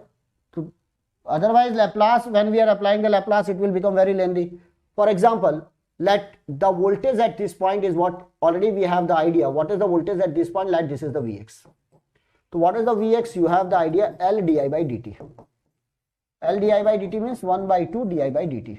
Okay, write down the KCL at this point. When I am writing the KCL at this point, what is the outgoing current? I plus what is the outgoing current? Vx by 2 plus what is the outgoing current? Vx minus 3i by what? 4 is equal to 0. I am writing the KCL here. Now you can take 4 as a LCM. It will become 4i sorry, plus it will become 2Vx plus Vx minus 3i is equal to what? 0. This 4 will become 0 and 4i minus 3i it will become I plus 3Vx is equal to what? 0. What is the Vx? 1 by 2 di by dt put here. It will become 3 by 2 di by dt plus I is equal to 0. Now di by dt plus 2 by 3i is equal to what? 0. And that is the value. That is, you are getting the differential equation di by dt plus 2 by 3 into I is equal to what? 0. Now mathematics, my dear, once you have the differential equation, what is this? Homogeneous or non-homogeneous differential equation? It is the homogeneous differential equation. What is the homogeneous differential equation? This is become d plus what? 2 by 3i is equal to 0. So what is the root? Minus 2 by 3. So what is the solution from homogeneous differential equation? K e raised to power root dt. That's why it will become k e raised to power minus 2 by 3t. How we are going to find the k? Exactly at t equal to 0, I is equal to what? 10. That's why 10 is equal to k or k is equal to 10. Put the value. What is the equation? We are getting the same answer, yes or no? We are getting the same answer, homogeneous differential equation. Once you will get the homogeneous differential equation, solve it, you will get the answer. It is a source free response. Source free response. If you are in exam, if it is not, you are not understanding whether it is a source free or something, directly you can write response. Okay, or otherwise you can use Laplace, but in that case this you have to use IS, and then Vx, write down the Laplace transform and then you can solve it. Okay, otherwise that is a very easy method. Hope so that concept is clear. Okay, then next one.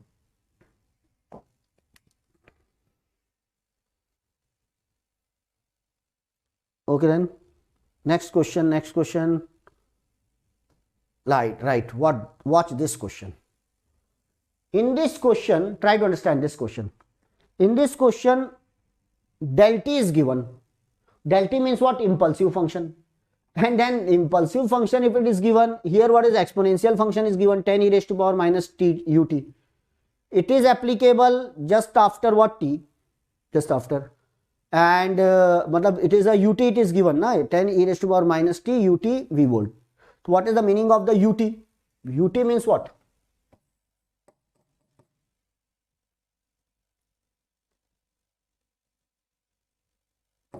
One for t greater than 0, 0 for t less than 0. So this signal is applicable for t greater than 0. Initial voltage already given 5 volt. Okay. Now unit step signal, UT means unit step signal, ये हो गया applicable. Okay.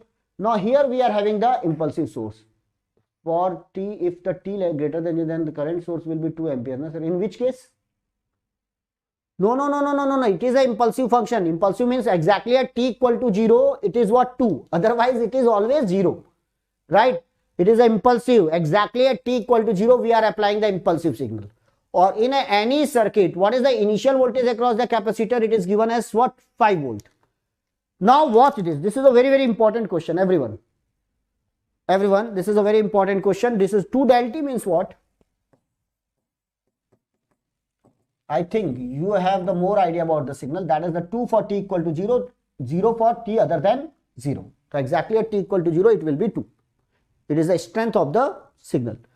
Now we are just giving what area of that. Okay, that's why this is the value. Now how we are going to solve this equation? With the help of Laplace transform. So in case of Laplace transform, remember one thing, the capacitor, if it has some initial voltage, then the capacitor, what is the impedance because of the capacitor? It is replaced by 1 by SC. And if we are having some initial voltage, this is replaced by V0 by S. And that is the equivalent circuit of Laplace capacitor in case of Laplace. So this is the circuit. So what is the equivalent of this diagram? You can find, first of all, what is the Laplace of e raised to power minus t? Tell me.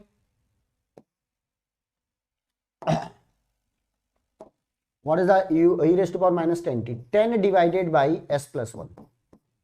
This will become 10 divided by s plus 1. The resistor will remain same. This resistor will remain same. This capacitor is replaced by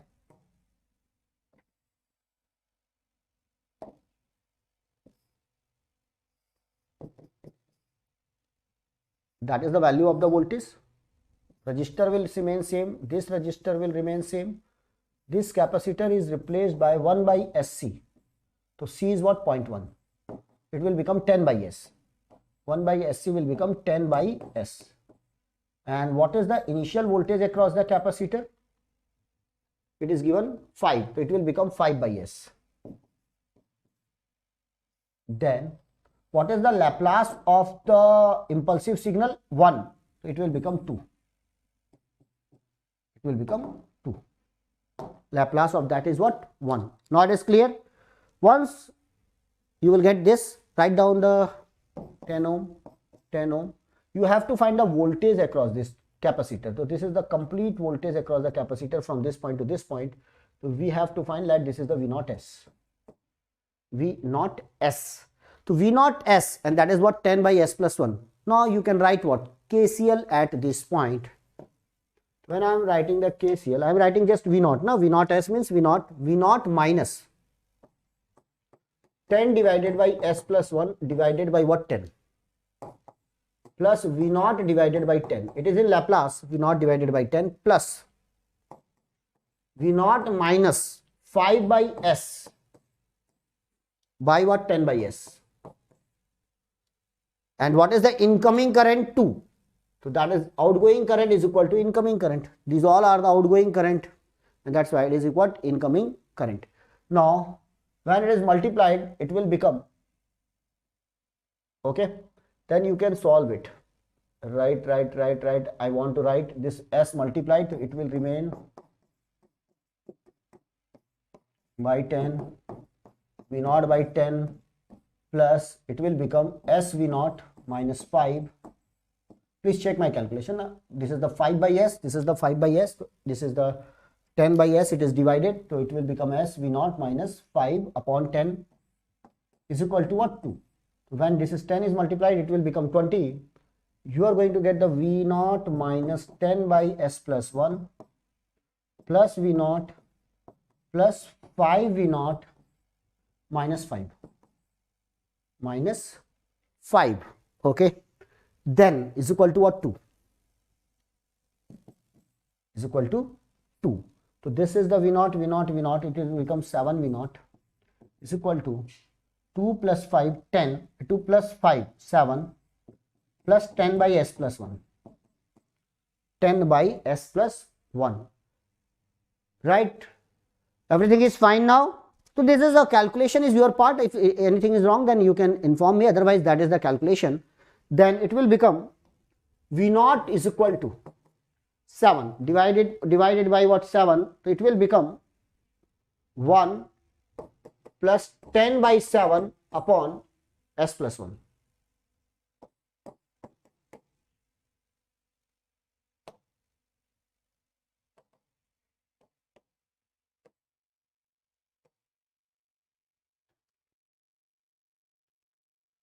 Okay, चलिए calculation check करते हैं. If there is anything is wrong, then V naught minus 10 by s plus 1 upon 10 plus V naught by 10 plus V naught minus 5 by s upon 10 by s. That is equal to what? Incoming current 2, because Laplace. Then V naught minus 10 by s plus 1. I am taking the 10. I am multiplying it by this one s. This will become s V naught. Yes, that is the wrong. I am missing. This is the s actually. I am writing the 5 V naught. This is the problem with the calculation. This will become s V naught minus 5. This is correct. S V naught minus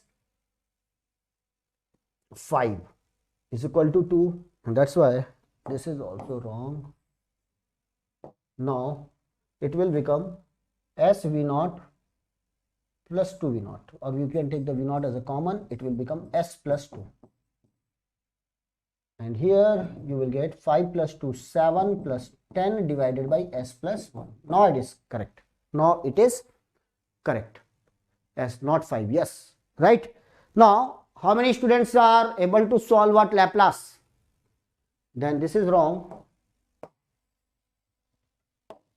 It will become V naught is equal to s plus 2 is equal to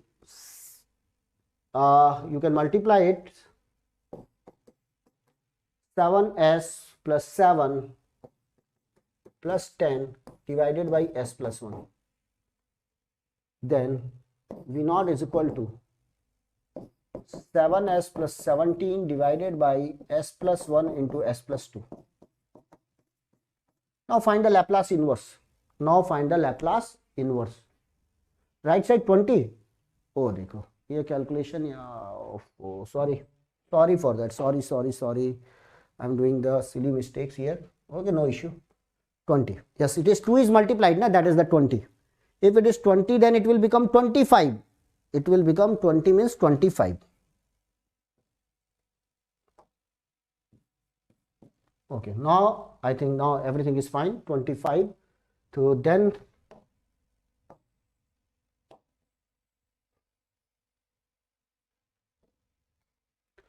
25s plus 25 plus 10 upon s plus 1 is multiplied upon this one s plus 1. Now finally it will become 25s plus 35 upon what? S plus 1 into s plus 2. S plus 1 into s plus 2. Okay.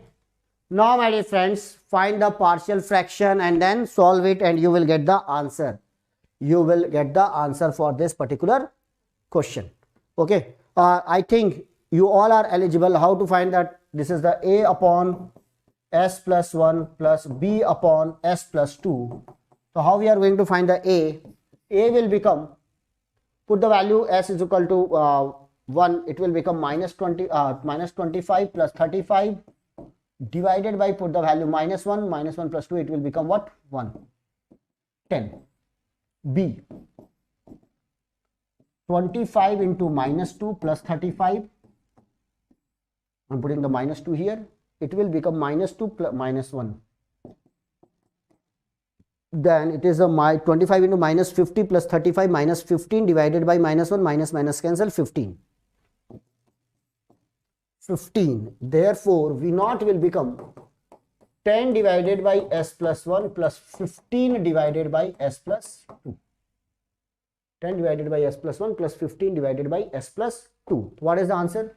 Laplace inverse 10 e raised to power minus t plus 15 e raised to power minus 2t. Okay, everyone, that is clear? Minus 2t 10 exponential Nirmal thanks यार, ये थोड़ा सा ना लंबा हो गया calculation, आपने मेरा सपोर्ट कर दिया, you are just helping me, so I am getting the right answer. After long time I am doing what? Laplace inverse. Okay, 15 e raised to power minus 2t, 10 e raised to power minus t. Right, these are the two terms. Now what is the important here? What is the important here? Now I am getting this answer. Now watch this answer. 10 e raised to power minus t plus 15 e raised to power minus 2t. So exactly at t equal to 0 plus, what is the answer? This will become 1, this will become 1, 10 plus 15, that is what? 25. 25 volt. And what is the initial voltage across the capacitor is given? What is the initial voltage across the capacitor is given in the question? 5 volt is given. 5 volt is given, and suddenly it will become what? 25 volt. Suddenly it will become what? 25 volt. Means what? Capacitor allows sudden change of what? Voltage. Capacitor will allow the sudden change of voltage, and that is the case. Right, capacitor will allow the sudden change of voltage. Why it will allow the sudden change of voltage? Because in the circuit there is impulsive current. So you can check my calculation, please check, everyone please check my calculation. Oh, that calculation is not my part, but I want to give you some concept here, because it is the impulsive function, and that's why this capacitor will allow sudden change. But ultimately, what about this signal? It is impulsive, just very short, for a zero interval, exactly at t equal to 0. And what about this? It is an exponentially decreasing function. So finally it will become 0. So again at the t equal to infinite, circuit is what? Source free. If the circuit is source free, what should be the voltage across the inductor at t equal to infinite? It will be 0. And that's why exactly at t equal to infinite, this term will become 0, this term will become 0. And what is the voltage across the capacitor? 0. Finished. Capacitor 0. So what will be the question? They will ask what is the initial voltage across the capacitor. They will ask what is the final voltage across the capacitor. If everyone, my dear friends, if the initial voltage across the capacitor is asked, then apply what? Initial value theorem. Then apply what? Initial value theorem. No need to find the Laplace inverse of this. What is the initial value theorem? Everyone tell me. Initial value theorem, according to initial value theorem, limit s tends to what? Infinite of this value. 25s plus 35 divided by s plus 1 into s plus 2, or into 1 by s now, 1 by, I think 1 by s also, or s, sorry, s of fs, s of fs, right. Then when I am taking the s as a common, it will become 25 plus 35 by s into s square, right, or you can divide it, sorry, you can find this value. Okay. So you can use what? You can use the initial value theorem and what? Final value theorem to find the value. Okay, you will get the same answer here. You will get the same answer. Use this formula, no issue. Initial value and final value theorem. Okay, next one. So one student asked where we are using the Laplace. Now I think this concept is clear, where we are going to use the Laplace transform, right? In this case we have to use what? Laplace transform. Then it will become very easy to solve the question. Now next one, next question is like this. Again we have to use what? Laplace here. With the help of Laplace you can get the answer. For the following circuit, a source of e raised to power minus 2t is applied. Then the resulting response V2t is given by. Only e raised to power minus 2t is applied here. Initial voltage across the capacitor is what? 0. If the initial voltage is 0 means what? Very simple question. RC circuit. R, and this C is replaced by what? 1 by SC, because initial voltage is 0. That's why no need to put the V naught by S. And what is the value? 1 farad. It will become 1 by S. R will remain R, 1 ohm. and the voltage will become e raised to power minus 2t. What is the Laplace of e raised to power minus 2t? 1 by s plus 2. Now, according to what is asked here, resulting voltage. So according to voltage divide rule, what is the voltage across this? 1 by s upon 1 by s plus 1 into 1 by s plus 2, according to voltage division rule. Now it will become, this is multiplied, it will become 1 by s plus 1, 1 by s plus 2. Then it will a by s plus 1 plus b by s plus 2. Find the Laplace inverse of this. Find the Laplace inverse of this. When I am putting the s is equal to minus 1, it will become a is equal to 1. And when I am putting the b is equal to minus 2, b is equal to become minus 1. B will become minus 1. Yes. And then what is the Laplace inverse? E raised to power minus t minus e raised to power minus 2t. E raised to power minus t, e raised to power minus 2t. That is the answer. Check by calculation. But that is the method. That is the method. Okay. In this case, so that is a very easy question in a competitive exam. And what about the previous question? That is from the standard textbook. That is from the standard textbook. Alexander Sadiku and so on. Right? This is the very, very important one. Now we have limited time. No. Right? For GATE 2023, no need to go through what textbook. But simply try to give the mock test series, revise your detailed notes and attend what? Maha Marathon. We are here to provide you the content. Okay. चलिए, ये तो हो गया इसके बारे में. What about the next one? Now, this is the second order circuit. Now, this is all about the first order transient. Second order. A second order circuit is characterized by the second order differential equation. It consists of resistor and the equivalent of two energy storage elements. These are the storage elements R, L and what? C. This is R, this is L, this is C. This is R, this is L, this is C. This is also a second order. This is also a second order. We are having the two energy sources L1 and L2. This is also a second order circuit C1 and C2. But remember, if this type of diagram is given, this is not a second order circuit. Why? Because we can find the C equivalent. What is the C equivalent? These are connected in parallel and that's why it will become C1 plus C2.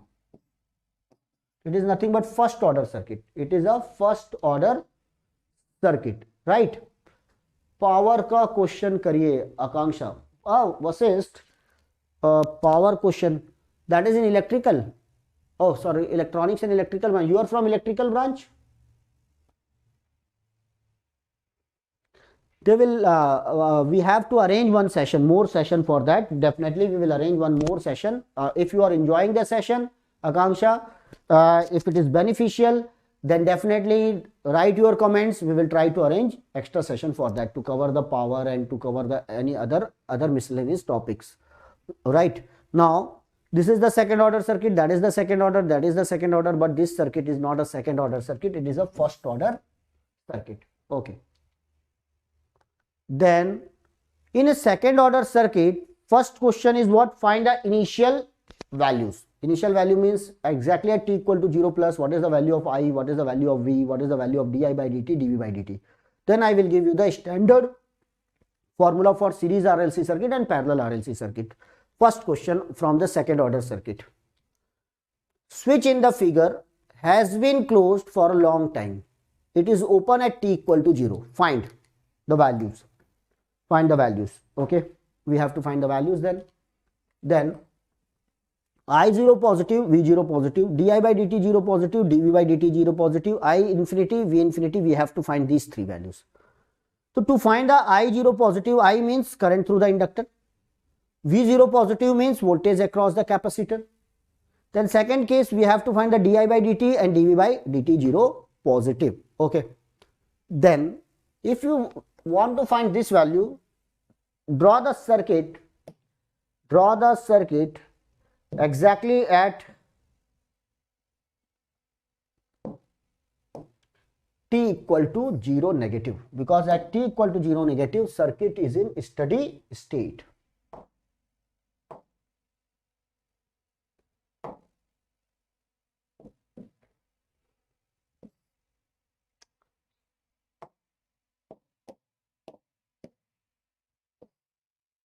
One minute.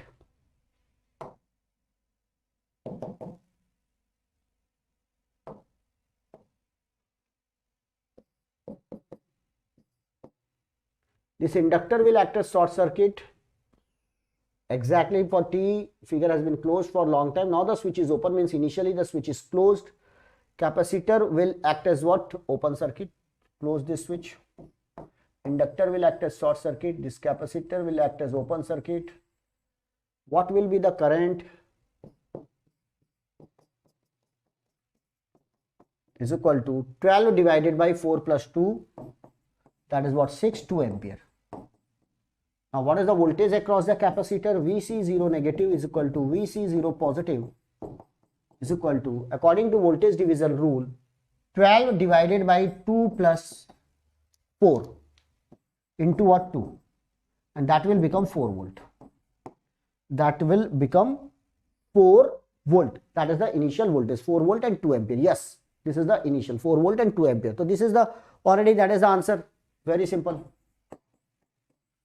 Now once it is we have this value, now we have to find di by dt and dv by dt 0 positive. To find this value dvi by dt and di by dt, again you have to draw the diagram exactly at 0 plus.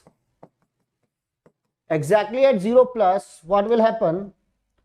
This will act as what? This will act as open circuit. Please open it. Now this is the diagram at t equal to 0 plus. Inductor does not allow sudden change of voltage, capacitor does not allow sudden change of voltage. So what is voltage, and inductor does not allow sudden change of current. So what is the initial voltage across the capacitor? 4 volt. It will remain 4 volt. 4 volt. Now write down the KCL here, and this same current will pass here, I. Write down the KCL. When I am writing the KCL, it will become minus 12. This is the minus 12 plus 4i. What is the voltage across the inductor? L di by dt. 0.25 di by dt. This is the voltage across the inductor exactly at t equal to 0 plus Vc is equal to 0. I am writing the KVL here. When I am writing the KVL, exactly at t equal to 0 plus, I am having the value of I. What is the value of the I? 2 ampere. That's why it will become minus 12. This will become minus 8 because I is 2 ampere plus 1 by 4 di by dt. And what is the initial voltage across the capacitor? 4 is equal to 0. So 4, right, minus 12, and this is the 2 ampere. That's why it is plus 8. 4 into 2, 8. 8 plus 4, 12.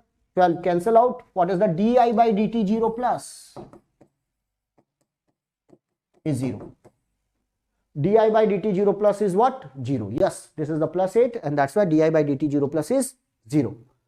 Now, what is the dvc by dt 0 plus? Second is what? dvc by dt 0 plus means what is the across this? So you have the initial current across this I. So what is the current through the capacitor? I0 is given by C dv by dt 0 plus. What is the dvc by dt 0 plus then? It will become initial current through the capacitor divided by C. So what is the initial current? The same current will flow, so 2 ampere. And what is the value of the C? 0.1 farad. It will become 20 volt per second. 20 volt per second, and that is the answer. Okay, in this way we can calculate these values. We can calculate these values, right? I think now you have the class. Okay, then 20 volt per second initial values.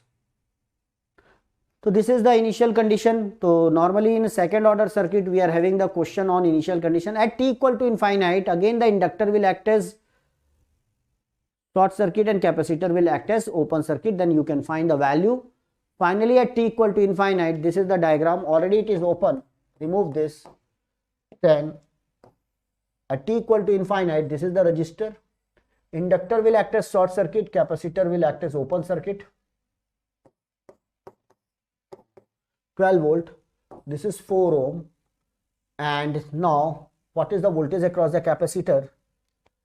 Current through the inductor will be 0 because it is open circuit, and complete voltage across the capacitor, that is what, 12 volt. That is the final value. This is the final value because this inductor will act as short circuit, this capacitor will act as open circuit. 12 and 0. Okay guys. Now, then second one. So this is the question on initial condition from second order circuit. Already in exam, they ask one question, that what is the answer for this question, everyone? What is the answer for this question? That was the question from standard textbook. Now, what is the answer here? The switch in the circuit in the figure is in a position P for long time and move to position Q at a time t equal to 0. The value of dV by dt at t equal to 0 plus is, what will be the value? Tell me. Tell me what is the answer for this particular question. Then suppose you want to solve this question, minus 5 volt per second, 3 volt per second, minus 3 volt per second, 0 volt per second. Very simple thing. Exactly at t equal to 0, this switch is moved from this position to this position. Okay. And what is the use of this 20 kilo ohm? Nothing, because it is connected to parallel to 20 volt. Remove this resistor.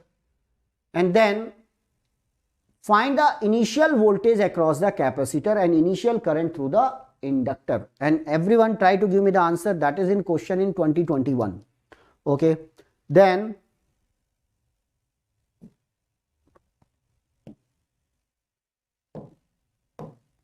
first of all, exactly at t equal to 0 negative, this capacitor inductor will act as short circuit. This capacitor will act as open circuit. This is open circuit. What is the voltage at this point? 20 volt. Because what is the use of this 20 kilo ohm? Nothing. 20 volt. Now that is the path. I am highlighting the path. I am just highlighting the path.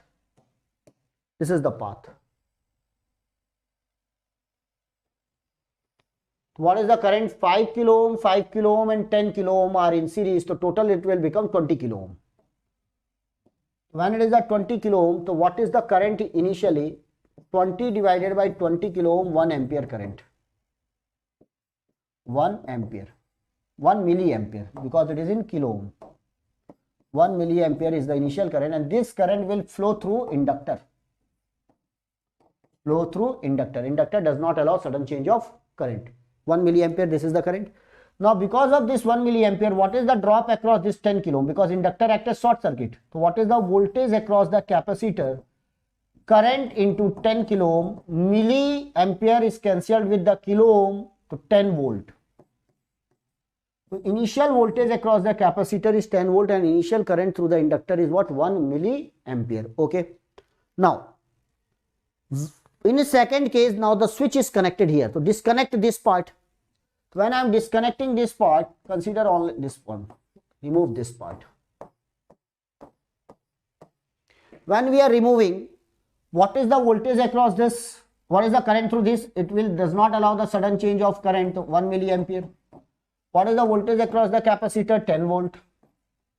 Now, what is the current through the capacitor actually? IC. We have to find the IC. This is the reference voltage. The voltage at this point is 10 volt. We have to find the IC. Why we are finding the IC? Because C dVc by dt exactly at 0 plus is nothing but IC 0 plus.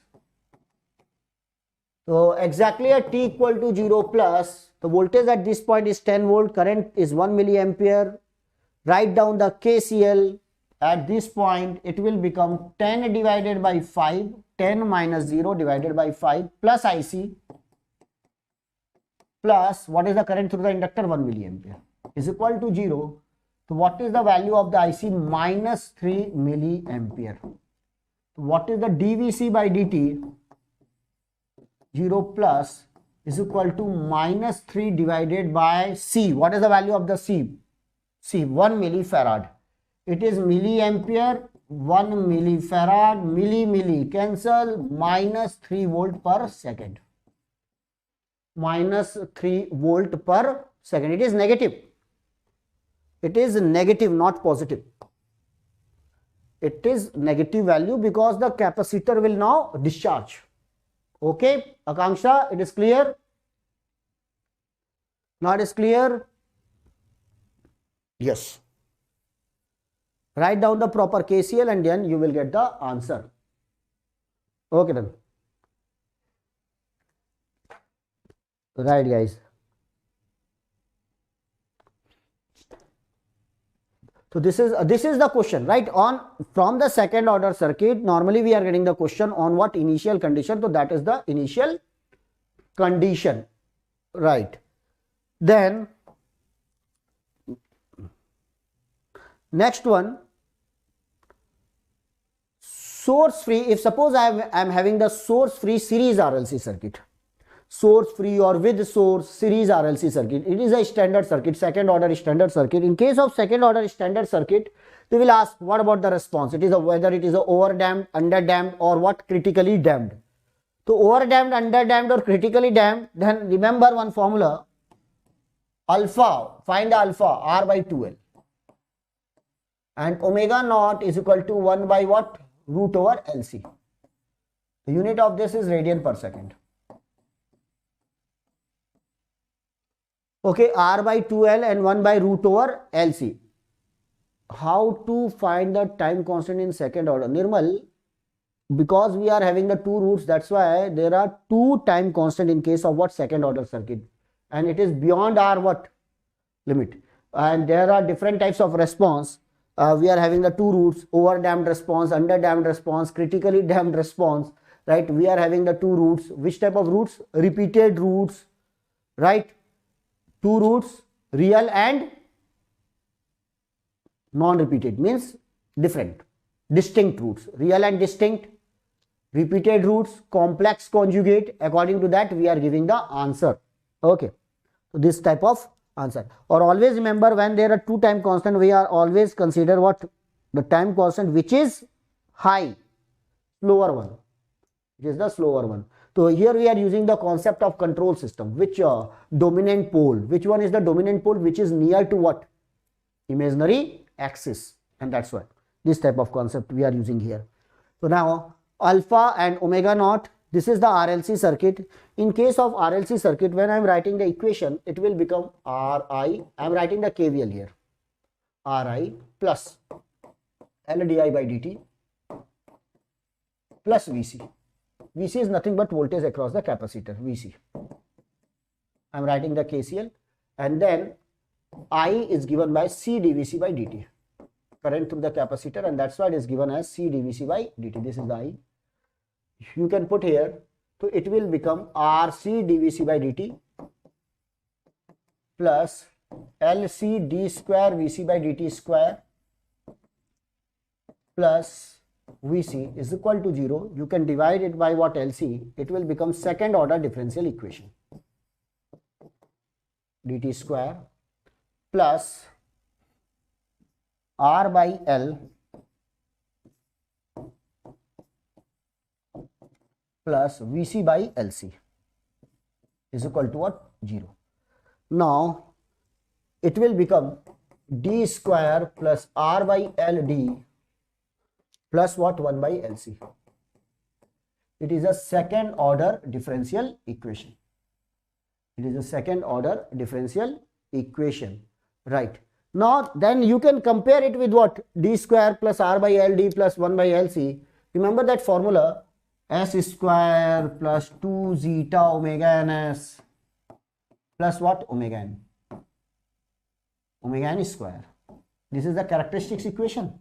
So sometimes they want what is the value of the zeta and so on. So in that case, omega n, what is the omega n?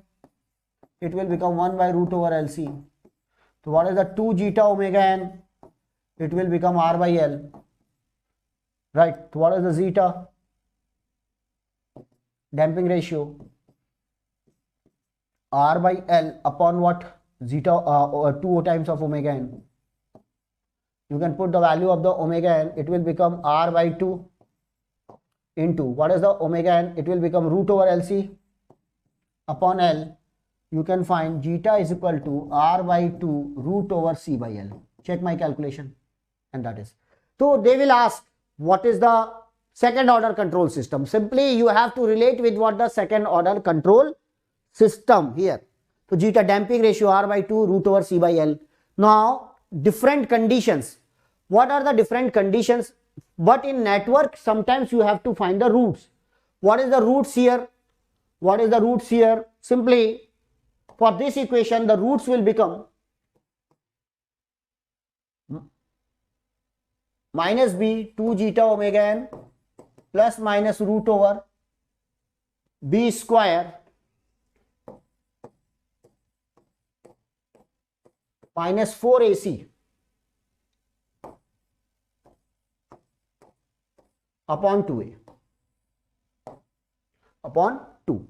And that's why what is the root? Minus zeta omega n plus minus, you can take omega n common, root over, this will become, oh sorry, why I am dealing with this zeta? No. Directly, first of all, in case of network, क्यों control में enter नहीं करना है भाई, control में नहीं, यहाँ से आइए, sorry for that. From that you can find the root. Minus R by L plus minus root over R by L the whole square plus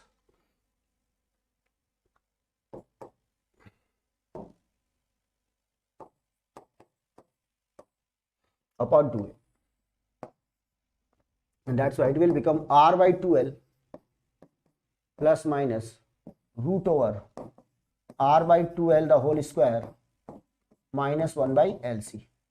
Now compare with minus alpha plus minus root over alpha square minus omega naught square. That is the standard answer, where alpha is equal to R by 2L, remember this formula, and omega naught is equal to 1 by root over LC. That is the standard formula. From this we are getting. Now directly you can relate this. If, first of all, try to understand, if the alpha is greater than omega naught, and remember when I am comparing R by 2L is greater than what? 1 by root over LC. If the alpha is greater than omega naught, roots are real and distinct. Real and distinct means, what about the response? Overdamped. When the roots are real and distinct, response is overdamped. This is the first case. Second case, if alpha is exactly equal to omega naught, this term will become 0. Roots are minus alpha, real and repeated. This is called critically damped. And when the alpha is less than omega naught, that will become what? Complex conjugate roots, because we have to change the sign here. Omega naught square minus alpha square it will become, and that's why complex conjugate roots. Complex conjugate means underdamped response. Underdamped. That will be the question. So you have to compare. Or finally, if the alpha is 0, means when R is equal to 0. Means when the R is 0, we are having the only LC circuit. Oscillatory, undamped response, that is called oscillatory. Because there is no loss of energy, no resistance is present, undamped response, undamped oscillation. Okay guys, so this is about what? Basic idea about the second order circuit. Normally they will ask this type of questions from the second order circuit, because otherwise the solution will become very lengthy. It is very lengthy to find the solution in case of second order circuit. So that's why they are simply asking what is this and what is the value here. So I think now the time I have to take one class because we have to arrange some extra classes. If you are interested, then please give the comments in comments box or give the comments in Telegram channel. We will arrange extra class to cover what that topic I have given, that is what two-port network. And again we will solve some important numericals on second order part, right? Two-port as well as some important numericals on first order and second order. I have some numericals. So this is a very, very important information for you, right? We have to cover the step response of the series RLC circuit, what is the standard answer and so on. So my dear friends, that is the general aptitude 15 marks in just 15 hours in GATE 2023 by Rakesh Talreja sir, coming soon. And that's why subscribe our channel. You want more classes for that? You are enjoying the session, that is beneficial for you. Okay, then 15 marks in just 15 hours by Rakesh Talreja sir. Then second, nothing is impossible, non-stop maths marathon by Rakesh sir and Ankit sir. Again it is coming soon. If you want to join, then simply subscribe our channel so that you will get the notification about all these classes. Then last one, we will solve this type of question in coming classes. Try to solve all these questions and I will give you the idea about the two-port network. Now you can join GATE and ESE test series or get unlimited access to full length mock test, subject test. Link is given in the description box. It is time for what? Quiz, mock test. If you are enjoying the session, then go for the test so that you will get the idea whether you are able to solve the question or not. If you find any difficulty, then give the comments in comments box or on my Telegram channel, that is Electronics by Sanjay Rathi. Then guys, this is the 16 plus test, why test series? So 16 plus test covering the GATE and ESE, detailed mock analysis, virtual scientific calculators, 4000 plus practice questions are available. It is all India open mock test curated by the GATE experts. तो बहुत ही systematic ढंग से आप लोगों के लिए prepare किया गया. एक मिनट रुकिएगा, मैं अपना टेलीग्राम चैनल लिंक आपके साथ शेयर करता हूँ. Please join that so that you will get the PDF of this class. 1 minute. 1 minute. Give me 1 minute only.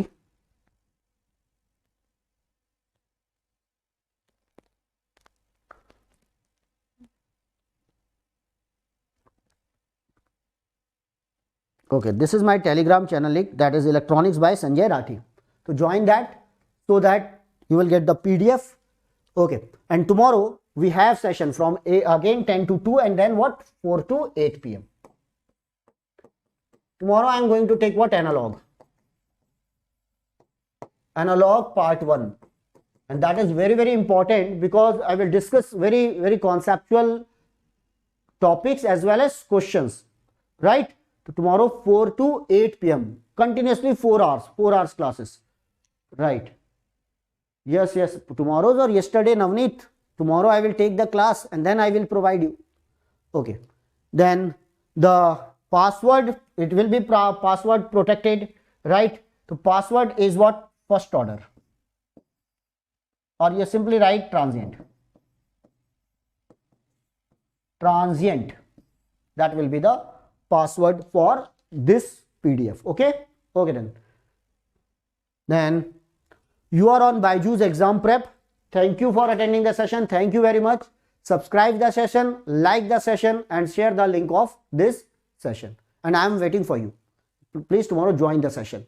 Okay then. Thank you and good night.